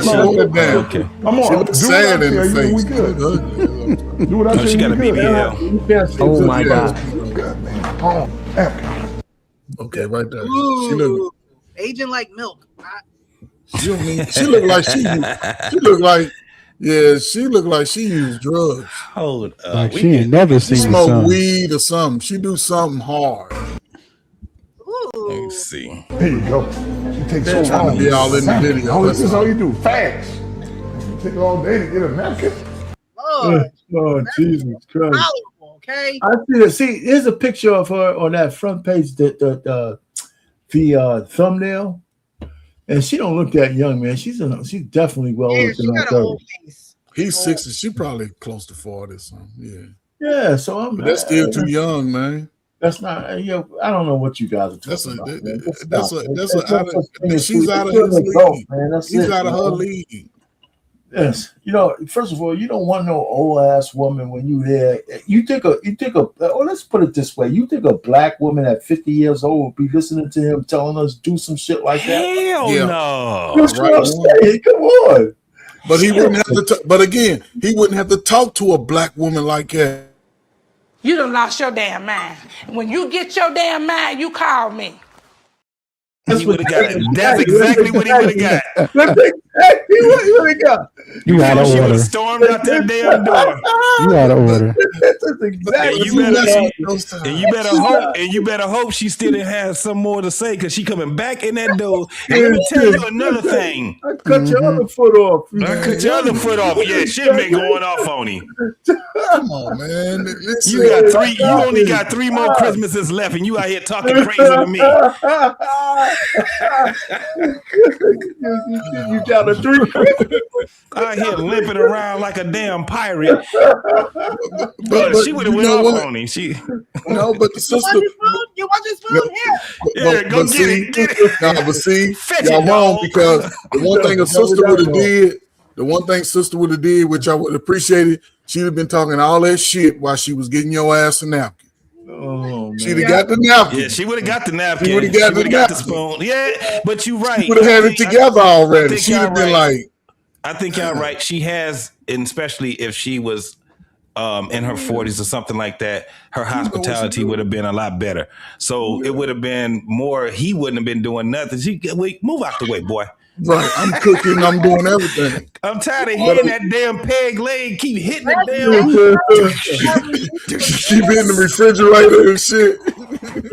She used to be on the beach in her little teeny weeny little bikini, you know, with her breasts and her booty out. Yeah. She used to going back and forth in nobody's kitchen looking for spoons. He was working her. That's why she shouldn't be that person. She ain't never worked that hard. First of all, she's used to little bitty apartments. His whole kitchen is bigger than her apartment. It's too much room to move around. No, she looked like she's a career. She shouldn't be in there. Listen, listen, man. A sister, but a real sister would have been cooking the food for that. They'd have set it up because they like to show off in those moments. He'd have been sitting over there with his foot, with his dub kicked up on the mouthpiece talking. Most grown women would have cooked that chili for that little dude to be. He was walking around like, what? Am I in the interview? It's very much appreciated. They interviewing. I can't be in the picture. She probably couldn't boil water. That's why she's there for a good time. That ain't his woman. I'm telling you, like she's not the one that you just be like, you're moving too slow. Like, no. I'm trying. This money ain't even worth it. Right, this money ain't even worth it. I just go back and get that rookie I was messing around with. Just want to be on the beach chilling. Right, I'll be somebody's side piece. Forget it. Being a real woman is too hard. Got too many demands. I can't do this. Yeah. He telling me get napkins. They arguing in their sleep about getting napkins. Right. She was up under her brother like, I know why his wife left him now. I understand now. She gonna call the wife up and be like, I feel for you, sister. Like, good move. If you need someone to speak on your behalf, you call me. Here, take my number. He is abusive. He's a lot. I mean, y'all gotta admit that man. No, he's not. I wish there was more black daddies like him. I wish there was more like him. Yeah, because you still have. I wish there was more like him. Being a husband, yes, he is someone who is able to inspire his boys and work his boys and he's a good husband too. That okay, well, and this is why I say, right, because it's in sickness and in health, right? We goddamn both sick around here, goddamn, and I'm gonna be. Me and my wife had these type of conversations, like her ass go down, damn. Well, I'm not just gonna be like, oh, I'm out in the YouTube streets running around. Man, I'm gonna have to dedicate getting her to move with me. I need her to move with me. She would have that two men in a truck outside of her where she's staying at, and they be like, "What that truck doing here?" Because I'm coming to get my wife. Yeah, I'm be limping up to her. Limping up to her. All right, anime. Get your ass on back home, anime. Meet me halfway. Coming up this damn driveway is too far. I need you to come back home. That's the question. You think they're going to get back together, you guys? Man, I think that that's a possibility. I think it's a possibility for them to do it. The sons just need to stay out of it. But people seem to forget.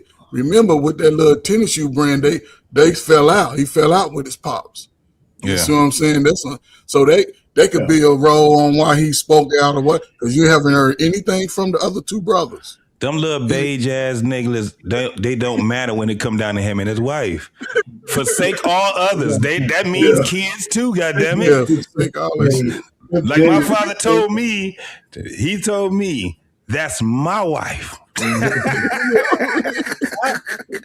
And all I said was, dang. I didn't even say nothing real bad. It was under my breath. What you say to my wife? You got to whoop your ass. That's what he was saying. Like, she's gone. She is gone. She can be gone though. This gonna be tough. She can be gone though. But here's the thing about selfish people. Now she's putting the burden on her sons. Yes. Oh man, now she said, why is she selfish? Because okay, and I say sickness and in health, both our ass to be limping around her, leaning on each other. I'm on her right, we leaning together. It's ours. It's what we gave built. A pinky swear. We gave an oath, a vow, and a pinky swear. So Precious, she if he moved out, they put her up, right? Because I'm sure they paying for everything. But now, no, she got money. That got a lot of money. So let's say she got her money, right?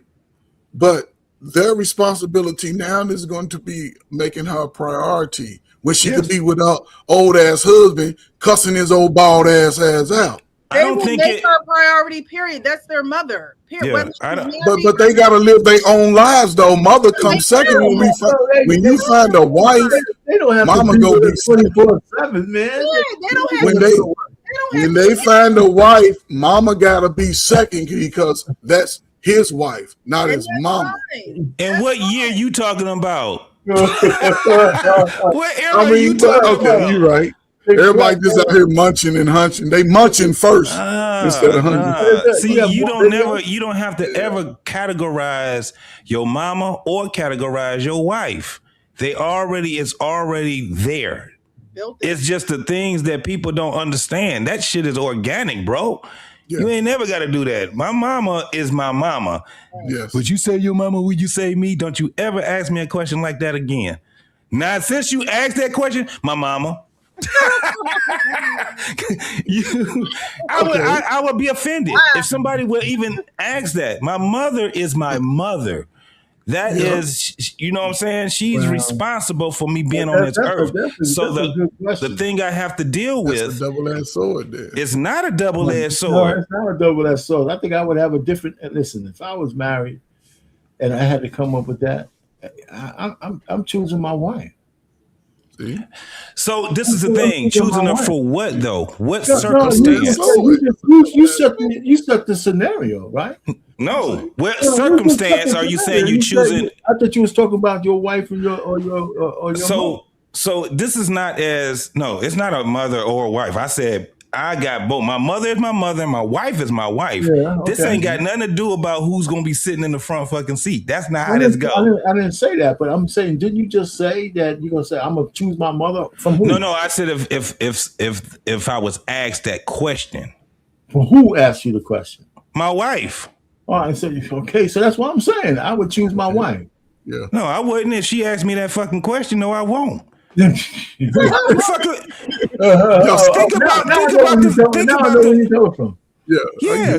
that circumstance. I hear what you're saying. If it's in bad faith, I can dig it. But. Yeah, that's what I'm saying. Because my mother already understands. She'll be the first one to tell me, your wife comes before everybody, because she knows what it is to be a wife. Right. Like I told you, my father told me when I was a teenager and I said, dang, and my father said, what did you say to my wife? Right. You don't disrespect my wife, your mother, my wife. You don't disrespect her at all. You know what I'm saying? So it was things like that. And he told my brother, because my brother thought at one point my mama was supposed to be his woman. My father told him, that's my wife. Right. That's your mama, boy. What you talking about? You know what I'm saying? So that's just what it is. My mama didn't say that. And she'll say it. That my mother chose him. She would tell any one of us, that's my husband. I don't give a damn what he said. Now, whatever they do behind closed doors when they discussing shit, that's between them. But at the end of the day, they got each other's back. Yeah. Yes. We got another video somewhere? On to the last video of the new or not the new, but what's his man name? Shay Shay. Shannon Sharpe. Yeah. What do you do now? What do you do now? Girls from Lex and Drea from Poor Minds. I don't know if you guys have watched they're a mess. Some of their podcasts, but yeah. So it starts off the hook, and then they go into this conversation of two smart people can't fall in love. Oh, this is gonna be good. Oh yeah, this 500 cc. Now this conversation in the beginning is like, who y'all be around and they buying y'all titties? 455, 500 cc. But other than that, everything else. they I'm mad that you know the measurement. You done seen some CCs. Been around the block. Yeah, let's get on about 450, get you a little medium size, but 5 y'all depends on how tall y'all. You ever bought a woman some crazy? I haven't. You haven't? I have. You see how they both was like, you haven't? Well, they ask him. Like, if he's ever bought a woman a set of breasts. Shannon need to stop. The fried kind in a box. You need to stop. The bro lying like Look how serious they are answering that stupid question. Right, because they know he lying. Like, that's the entry gift. He lying. Why not? See, you're not living right. You need a good weekend where you just turn it up. Yeah. $20 million. How much it cost? They might probably right now it'll run you about $8K. Yeah. They done gone down. It ain't gone down. Mine, they was like 45, 5,000. But I mean, but you, what if I'm fattening a frog for another snake to eat? What? Well, I think that once you spend it, you shouldn't worry. He's so country.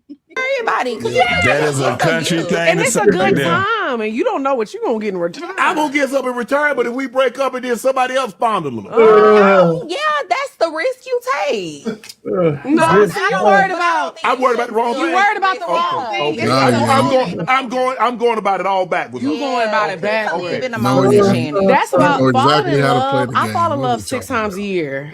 It's a ball. You fall in love. Now, before we keep going, Drea, the one with the halter top on, a man bought her a Range Rover. She never gave him any.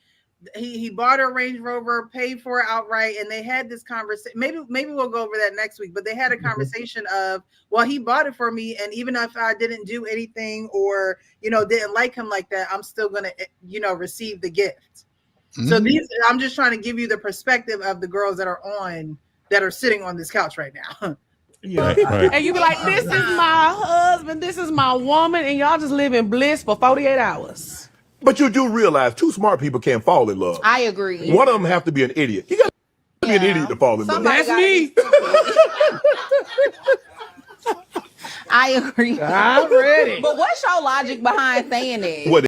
So before he goes with his logic, do you guys agree with that? Like, one of you have to be stupid to fall in love? Like, is that? I can't get past the 2 gremlins on the couch over there. I'm trying to catch up, man. I'm listening to the disgust is all through me looking at those women, man. I'm just trying to catch up. I don't. First of all, of course, 2 smart people can get together. They're talking about if 2 smart people can't do it, if one person has to play the trick. Wait, right? If you're a trick, So I just think they're talking about tricking. I don't ever believe a woman talk about. The guy might have bought her a car. That means he must be real. But when they say I got all this stuff from a man, but I never had to do anything, I never believe that. I never believe that. For that, well, I don't believe it. You don't believe that they don't have to do anything? Yeah, I don't believe it unless the guy was tricking so hard and he just had money to throw away. Right? No man gives people gifts like that, not expecting anything in return. Well, he's not tricking. If he didn't get sex, if he didn't get it wasn't even. I don't know. You're right. It's a gift. However, no man gives a woman a gift. It's like very. That. I can't. It doesn't sound very outlandish gift, but I mean. Yeah, but it doesn't sound. It doesn't sound believable. I'm with Payne on that one. That it just don't sound believable. I'm looking at the two women over there, man. A Range Rover? What's that? How much is a Range Rover? Like $65,000? How much sex they have? It depends on. It depends on the stock. It depends on the type of Range Rover because them things go all the way up to what 200. Listen, I'm just saying there are guys who might buy a woman that expensive gift like that, but I don't see how they measure up for that kind of gift like that. Number one, I'm looking at them. They don't. There's nothing about those two women that would make, unless the guy's a real idiot. So, but they're saying you can't. One of you can't be smart. Well, they have a podcast that caters to being very raunchy, very open with their sexuality, very open with their. She found an idiot to buy. She might have found an idiot, but I can't imagine what kind of man that is. Look, they're part of this podcast space, and so they actually tour. They go to different cities. They were on Cam Newton's podcast, I believe. Mm-hmm. Yeah, one of them. Yeah. Was it just one of them or both of them? I think both of them were on there. But the answer to the question, if he's saying fall in love, because we got to understand the surface on how they're laying this stuff out and how Shannon Sharpe is. Well, Shannon Sharpe, falling in love is they're treating it as if falling in love is buying somebody a bunch of goddamn stuff like what Arpane was saying. It's not how that go. And normally people don't just fall in love. They get infatuated over each other. And then it turns into something that's tangible. You know what I'm saying? The way that is definitive when people love each other. So falling in love, no, both of them going to be stupid. Well, no, here's my thing. They're correct. If you're the man and you fall in love with one of them, you're stupid. So that's what Shannon Sharpe was saying, that two people can't. Yeah, well, no, he said people can't fall in love. So if we wanted to put an example of it, if you're a man and you got enamored with one of these two women and fell in love, you're an idiot. Yeah, you're an idiot. You're an idiot. Okay, so from that standpoint, Shannon Sharpe is right. If we needed an example, yeah. Okay. From that surface on what they're talking about, yes, I agree with him. So he is keeping it on the level of y'all need some tricks, and if that's the case, then one of y'all is going to be playing. They're not the idiots. They're the ones. They'll manipulate. Right. Shannon Sharpe is the stupid one. He's the biggest trick. He's the big example of a trick in everything he complained about them little breasts since he was playing that white girl. She told him, nigga, what did she say? 20,000, 50,000 a cheek. Yeah. So he's been paying for some. Oh yeah. He asked for that. He don't have she had a windfall. What's that? 30 mil that she got from him?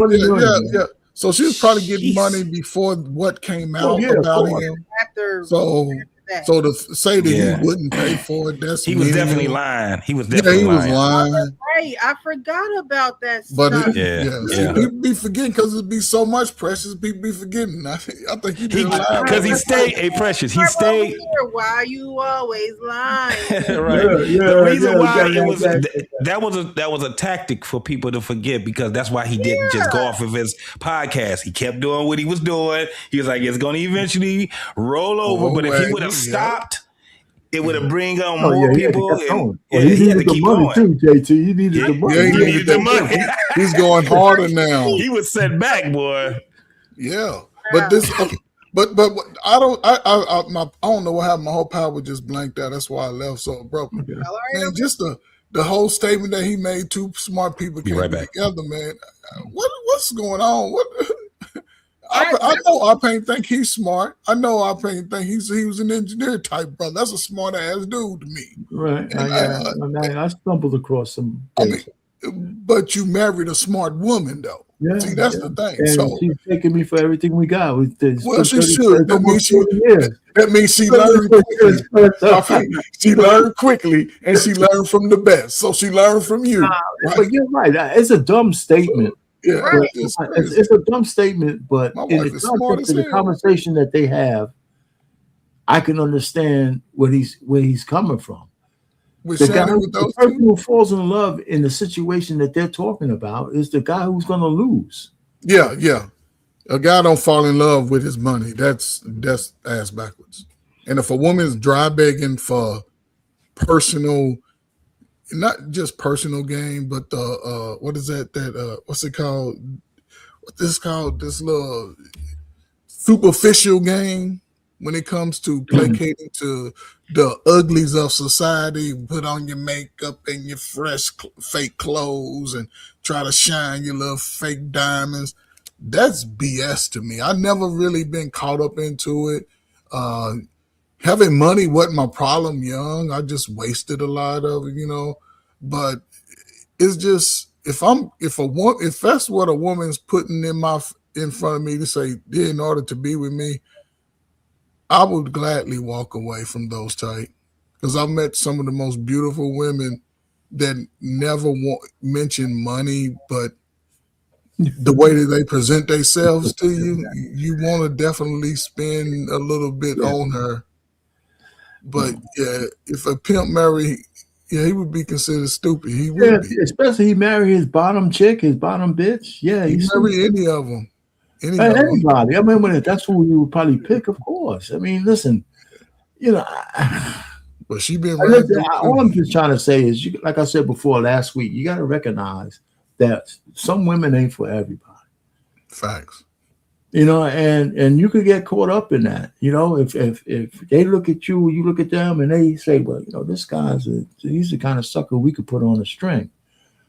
I could see one of them, enamoring himself to a guy till they suck him dry, and then it's done. When I say suck him dry, for what his resources are. I wholeheartedly understand what I don't have that bone in my body. Like, well, you ain't one of them, Precious. I know, but it's like it's weird how maybe I don't run in them type of circles either. So is it? Other women that are hyping you up, like, girl, go get his money. Go. Yeah, you know what it is, Precious. The whole social media is like that. Yeah. There's a million Share 7s out there. You go on TikTok. I go on TikTok every so often, but I don't stay there.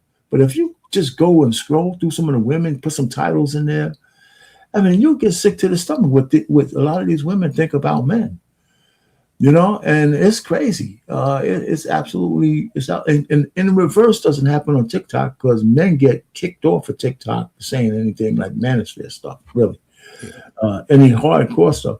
So Shannon Sharpe is right. So the girls agree with him, right? He says two smart people can't fall in love, right? Did they agree with him? Yeah, she said one. That she said, like, two smart people. Yeah. Because you understand what comes along with love. Love hurts. It does. Yeah, it's a risk. Love is the only thing that will kill you, but to keep you alive to feel the pain. I don't know if anybody's ever been in love that's going to be watching this, but if you've been in love and you poured everything into it, you know how hard it is when you work for something that doesn't work out. Yeah. I mean, are you dead? Did you die? But did you die? Just imagine pouring your heart, everything, 2, 5 years, 10 years. And then the party says, I no longer want to be a part of. Now, breaking up is easy. Yeah. As long as you're the one doing the breaking up. It's a debilitating feeling. Yeah, absolutely. So I 100% understand what you're saying. Like, and if you go through that once, you don't want to necessarily go through it again. So you be a little bit more guarded the second time. Like, the next person isn't going to get you the same way that the first person did. And that's unfair to them. Right. Because you need to heal because sometimes you'll do, you'll cut on the person, you'll bleed on the person that didn't cut you in the first place. Yeah. Because what the trauma that you haven't healed from, and then that person, you're taking out what that last person did, you're taking it on this person, and they mean you the best. Well, I just look at it differently, because I feel like love is so beautiful. And I look at love like any type of way, like how I love my friends, my family, a romantic relationship. So I feel like, yes, the pain of like a breakup or losing somebody does hurt, but it doesn't trump the feeling of being in love. Okay. It doesn't, because no matter what, when you love somebody, you're going to experience loss. We all got to pass away one day. Yes, true. You know what I'm saying? So I'm not going to not love because I have a fear of you dying or I have a fear of you leaving. Life happens. Shit happens. Right. Yeah. I'm not going to stop loving. Loving feels good. I love to love people. You love to love. I love it. Yeah. And like I said, not always romantically, but I love loving on my friends. I love being surrounded by love. It's just a good feeling. Yeah. She got me thinking about Donna Summers right now. He said the wrong story. Two dumb people can't be together. Two dumb people can't be together. Shannon Sharpe is an idiot, right? Yeah. So because he fell in love with a chick for 5 minutes and she cost him $20 million. What are you talking about? Right. Most people, he fell in love with a 10-year-old. I mean, I guess she was 20 or whatever the hell it is. Now he didn't fall in love. He just tricked so hard that he lost himself. No, he messed the game up. He fucked the game up. $20 million. So I don't know anybody who fell in love. I shouldn't say when divorced, but love don't hurt most people like that. No, it don't. No, most people don't get hurt for $20 million like that. And he wasn't even in love. He was just tricking. Shannon Sharpe talked about the trauma of black girls calling him black and ugly when he was in middle school. He been carrying all of that. He been always talked about that. But again, he had a stutter. He had the stutter. He had the whole. Has he ever truly been in love? Right? I don't think he felt love for himself. What I heard when I heard him speak. Because again, the reason why I say this, right? Because he presented himself as a macho guy in a sense, right? But then you let the weakest, not that it was a woman, but you let a little bitty young white girl almost ruin your life. You know what I'm saying? So if she's a black girl, I mean, but what I'm saying is, what if you truly don't love yourself because you've always been in a professional setting most of your life, right? And the fact that you're still playing games where young people can use you, and you tricking. We talk about tricking. Listen, these guys watch YouTube podcasts.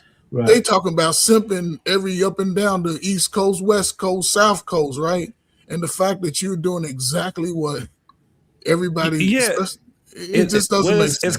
It's very contradictory when you have, for one, it irritates me. It irritates me when him and what's the quarterback name? Cam Newton. Cam Newton, right? So they're trying to have these serious conversations with women that doesn't even fall in that capacity, right? So he out here trying to talk about when you really fall in love with somebody, right after they're just talking about men that they never gave sex to, buying them expensive cars and paying for Legos for their titties and stuff, and stuff like that. So it irritates me because I'm like, I see what y'all trying to do. I see what they're trying to do. They get these folks so they can get the views and they can hit that meal or whatever it is that they're trying to do, but they're using their platform to actually have dumb conversations, because the conversations can never go anywhere because of the people that they're having the conversations with. And it's weird that I see these guys doing this. And these are supposed to be guys that at one point people actually looked at them, right? They were up here. And I said, dang, one of the things I looked at, podcasts are starting to expose people to who they really are, right? The people that you actually, you guys ever heard of that? It's not good to meet your hero type of thing. Like you meet somebody, you see them from afar. That's why they call them stars. You know what I'm saying?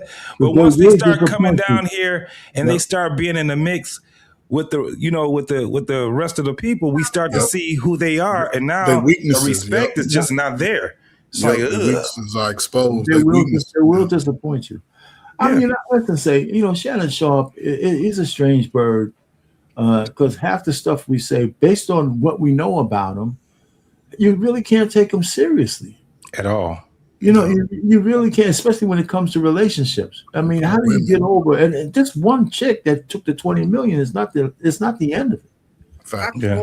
He's got other things, So I'm sitting down here, and like I said, you could applaud his success on social media.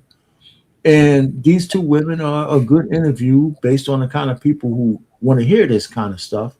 Mm-hmm. But it's so hard. It's so hard when the only people we hear talking about relationship people, it's like people who are not in relationships or just don't take them seriously. Yeah. Mm-hmm. And they get more airtime than everybody else. Facts. And these, like I said, these two women and Shannon Sharpe. I'm not just talking about them. He's not the guy that I would take relationship advice from ever. No. I wouldn't even want my son. You know, so I'm just saying. And then when I see the two ratchet tangs, I'm just saying. Yeah, they are pretty women. Baby, no. Don't precious. Cut it out. Don't do it. Listen, I see what you just did. they might be pretty women, and the old rich pain might, with the lights and the right things, I might go in. But that's back then. You like the girl last week where her button just I was thoroughly enamored. But to me,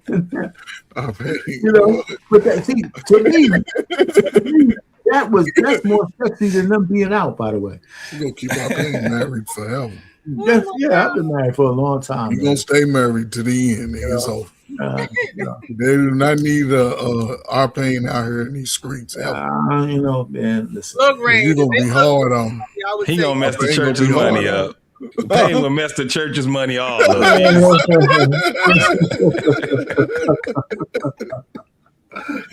He'll mess it up. Pain, look, he in front of he be like, it's only $40. Baby, like it's only $40. Why was they saying it was so expensive? It's only $40. Why is they buying all this stuff for them? I got it for $40. Man, listen, first of all, I don't understand. I just don't understand a guy who could buy, $100,000 something for any woman. Yeah, that's true. Without any kind of reciprocation. And even with that, that's triggering. But I know that there's guys out there who do that kind of stuff. Yeah. Yeah. There are guys out there who do that kind of stuff. And I think they're idiots. But they got money to burn. Yeah. Those guys that are making millions. Got money to burn. You would see a lot of them. You would see a lot of them. But this is the thing: the reason why you don't hear about the guys that actually ignore those type of women is because they're silent with it. They're not, you know what I'm saying? It's a different type of, they just ignore those type of women. You know what I'm saying? However, you'd be amazed at the men, and that's why I said it's not believable that the dude bought her a car. He didn't get nothing from it. It's not believable. However, there's a possibility because you got some guys that are just, they'll just pay for your time. Yeah, they'll pay for it too. And that's even sadder. Yeah, man. But that's that ball game you play in when you that's the trick of the game though. For real, it's been happening for hundreds of there's no doubt about it. Thousands of years, So normally it came from you can understand older guys. But don't be a 25, 22-year-old millionaire and you doing that. Well, I'm talking about the guys that's in that, in that range. That age group. In that age group. Let me tell you, they're getting something for that. I can understand a Shannon Sharpe. I can understand a Shannon Sharpe. I can't understand like a LeVar, or not LeVar, but what's his name? Lamar or LaMelo. Yeah, any of them. I wouldn't be able to understand those guys. They're getting something in return for that, though. They're getting something in return. I don't know the young guy that bought her this car. I feel like this might have been. There had to be some old dude. But think that it would be an older guy. Yeah, not no young dudes. Listen, all they have to do is just be somebody that's worth something. They ain't got to show no money, but they're doing it. They're flashing money. You like, dude, they know who you are. Right. They know just who on you that are. right there. Right. You know what I'm saying? It's like, why buy are you some doing ribs. that? What you want? Some ribs? Some ribs. You want some ribs? Loaded mac and cheese. You want the wings with the extra mild sauce on it? You put me in your phone as food. That's I'm cool with it. That's all it is. It was a that I reposted. A guy was like, "Hey fellas, you want to know how easy it is to make your girl happy?" And he was like, "Hey babe, you want to make some s'mores? You want me to go get some marshmallows?" And she was like, "Yes!" Oh my gosh! That is the best. You know what I mean? Yeah, man. Down women, they don't need $100,000 car. Just some good quality time. Like, you know what I mean? Let's get some wings. Let's get some something.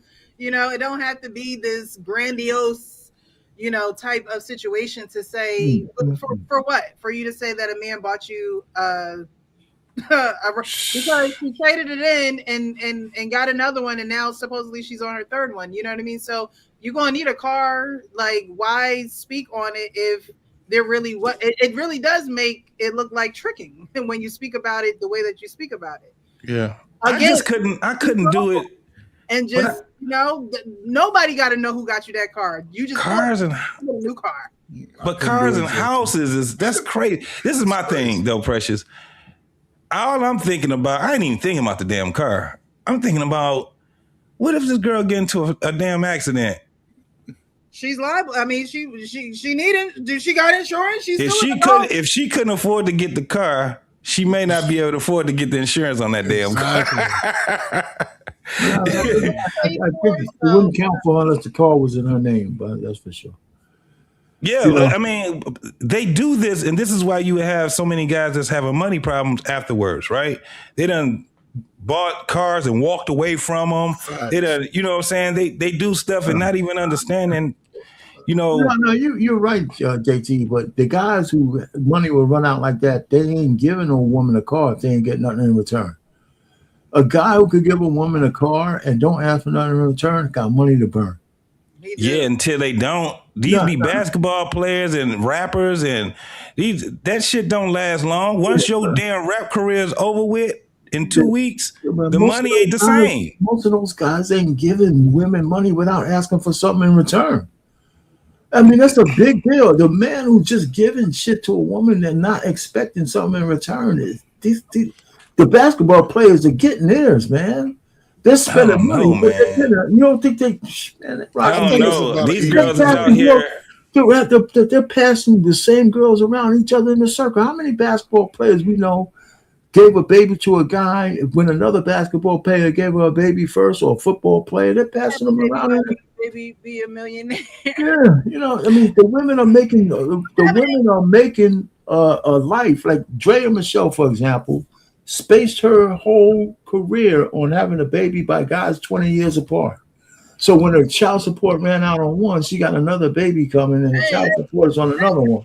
Crazy. And she did it a couple of times, man. Yeah. And so now she's got this young boy that she treats like a baby.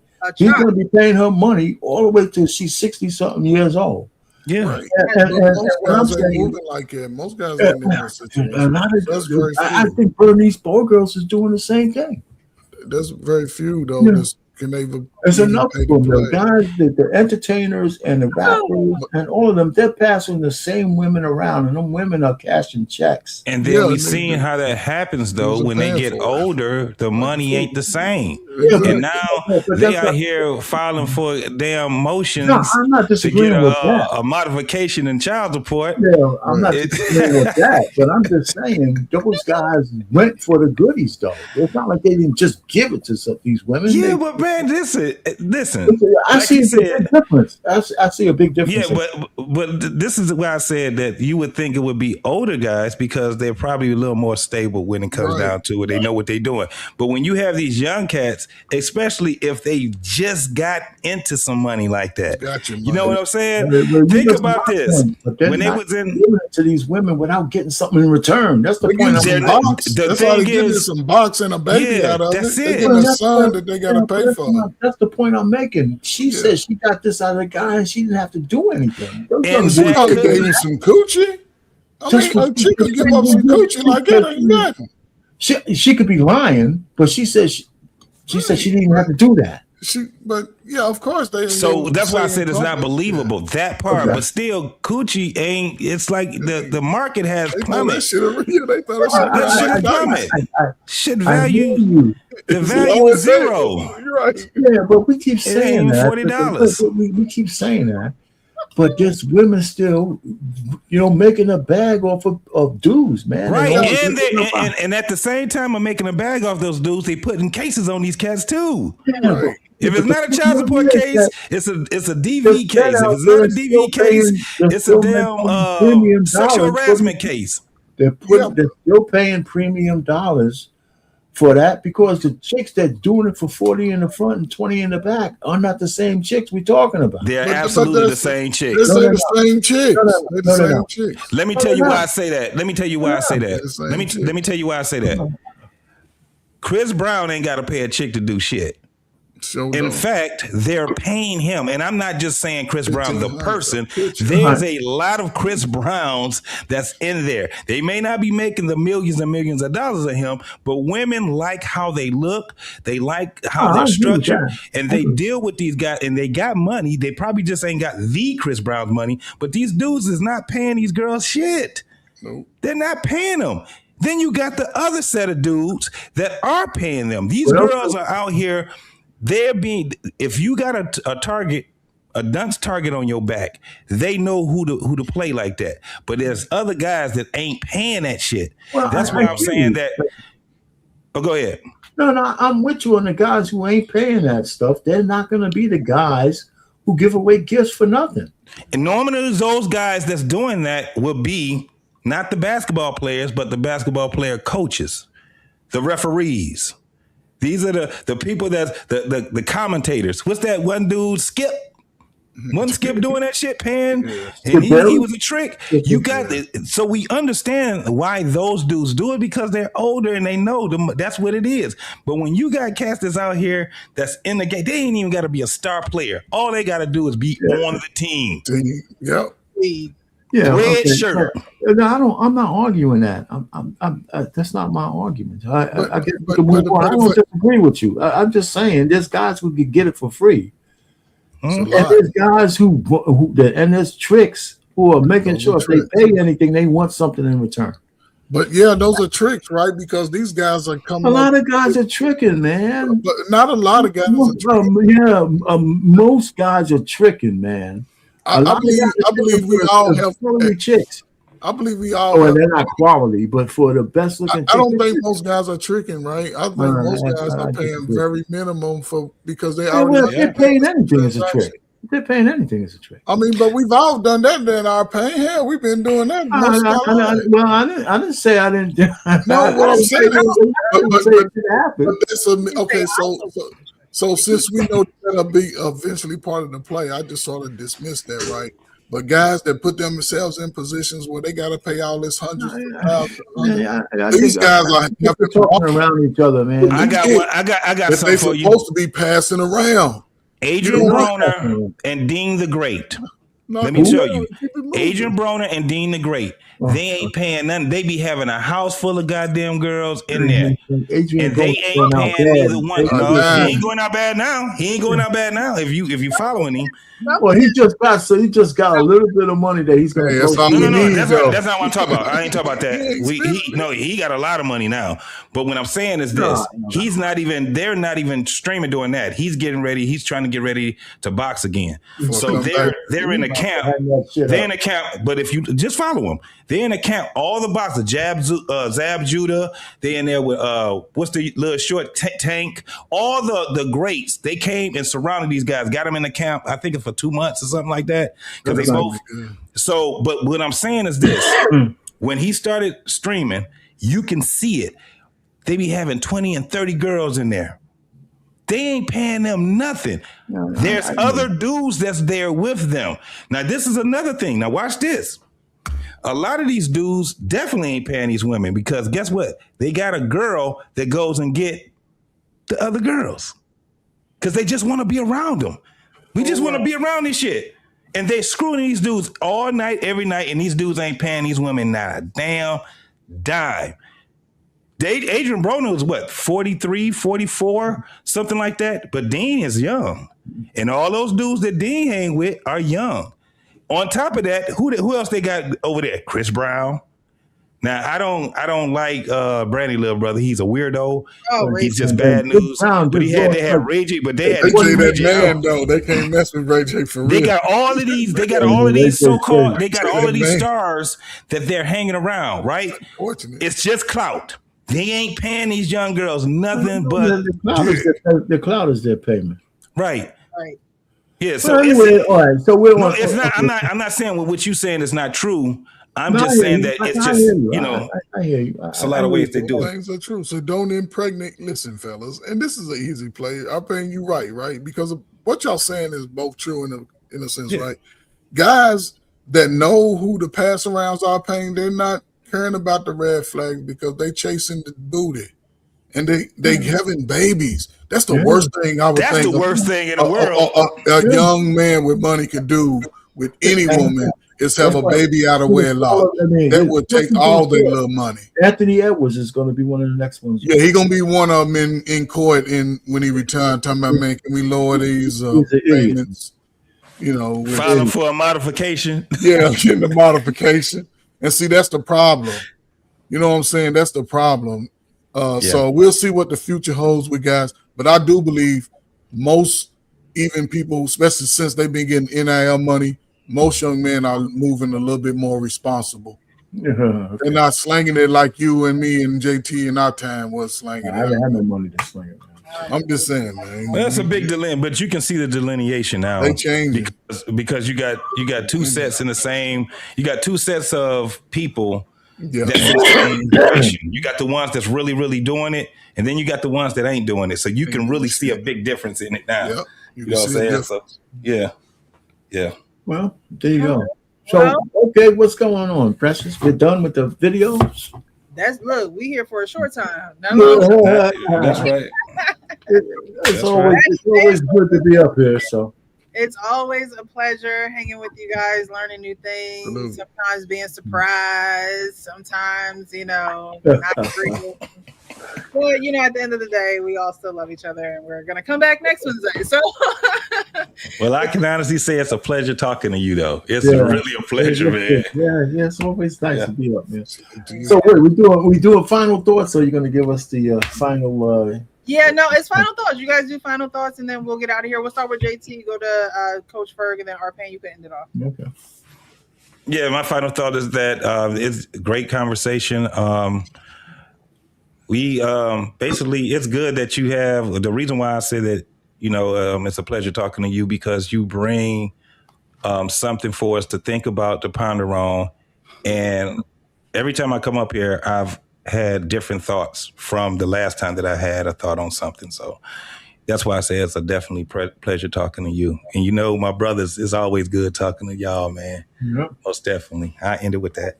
I appreciate you, JC. Thanks so much. You don't have to be up here, but you choose to. So I appreciate that. I'm sure the viewers do as well. Coach Ferg? No, I mean, as always, JT said, man, it's a interesting Wednesday when I come up here. I look forward to the times. I'm checking I'm like, man, where's the link at? I'm reaching out to you but no, I think it's a good perspective, coming from yourself sometime because you are who you are. And that's the beauty of who you are because you live your own truth in your own story and you're not afraid of that. So that's unique in itself. But listen, Precious, man, listen. I don't want to be on these podcasts with you for the next 5 years, man. You better weed through that. Our pain will help you find. JT will definitely help you find that one that can get you off the streets. Well, look, when I disappear, you'll know. Yeah. Listen, you ain't got to disappear, but just let us know when you get out. Just let us know. I might want to pull up. I might want to pull up and dance a two-step or something, and get some cake or something. Yeah, right. Not only that, Coach Ferg. Right? But I know if you finished, but go ahead. If you you know what I'm saying. Listen, man, life is here, precious, and I appreciate, just the platform. We laugh and we joke, but overall, man, I think it's needed. Conversations are needed because with people like Shannon speaking fear and and the women's is teaching scam that shit. You know what I'm saying? What are people gonna learn? Somebody's gonna look at these videos down the road. So that's all I look at. You know what I'm saying? I got a 23-year-old son, man. I don't want him just out here willy-nilly trying to be me or just get caught up in old scam by some old chick. You know what I'm saying? That's what they I want him to have to live that life because I can't live it for him. Right. He become a baby daddy. He gonna see that. I'm like, I'm not giving you no money. I'm not even ready to be a granddaddy. I'll be one, but I worry about those things. You know what I'm saying? So hopefully he He's find doing what good he's so looking far. for So. in his time, and he can live it throughout his own life and own lens of it. Because everybody's relationship is different, man. Yeah. So yeah. All right, that's cool.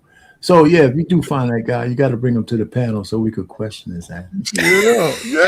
Bring him to the panel so we could put him under whatever the real spot. You know, see what he's all about. You know what I'm saying? And she said, "No way, I'm keeping I look at two fathers, actually. You gotta bring him over here. We the uncles. We the uncles, damn it. We the uncles, damn it. We ain't the father. We ain't fixing that nigga no dinner. Panel, I want to put you say up. what the nigga say his name is, Reggie. Right. What you gonna do with my niece? Right. We the uncles on that. Anyway, so listen, I mean, again, like usual, this good thought-provoking stuff. Listen, so Monday I do have a show on Black Man Unfiltered. This one is black on black crime and why black people refuse to look in the mirror. Okay, Monday. What time? Yeah, at 7:00. 7:00. And I'm going to prohibit anybody from trying to change the thing, but white people do.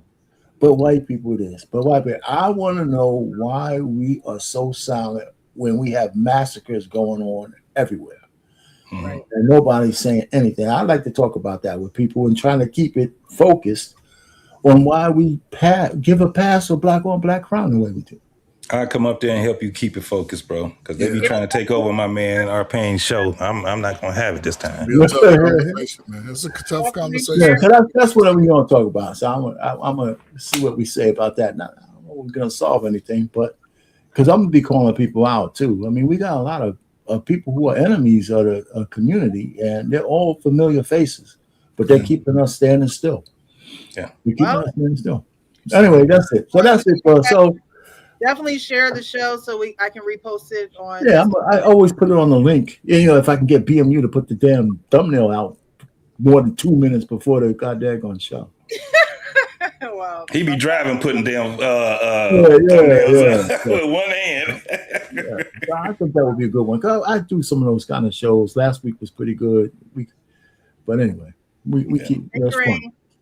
Well, I appreciate you guys. My final thoughts is I appreciate you. You guys don't have to join with me on Wednesday evenings. You can be anywhere, be doing anything, but you devote your time to those who are willing to listen, who want to engage in the conversation in the comments. I appreciate those who are watching. If you're part of the replay gang, you're in for a good one. But definitely like, share, subscribe. But we'll be back next Wednesday. Of course, you guys know that I do the adoptee foster shows on Tuesday. Right. I actually just came back from Louisiana from seeing my biological father, and we had so much fun. I don't know. I might have to get me a country boy.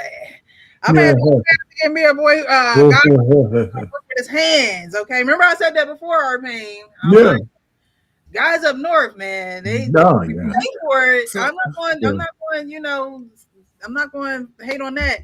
But the guys from the South, it's just like you can find you a city country boy. It was like, oh, he's a carpenter and he's a welder and he's a like you don't hear he's an IT and he's like these men are hands. Find you a city country boy. You can be a little city. You get those little country boys. You get the nice. I don't know how much longer. I don't know if I want to stay in New Jersey. I think I got a good few more years here, and then I think I want to be out. Well, you need to be scoping the landscape and find a city country boy. You got a little city, a little country. You want to have a mixture.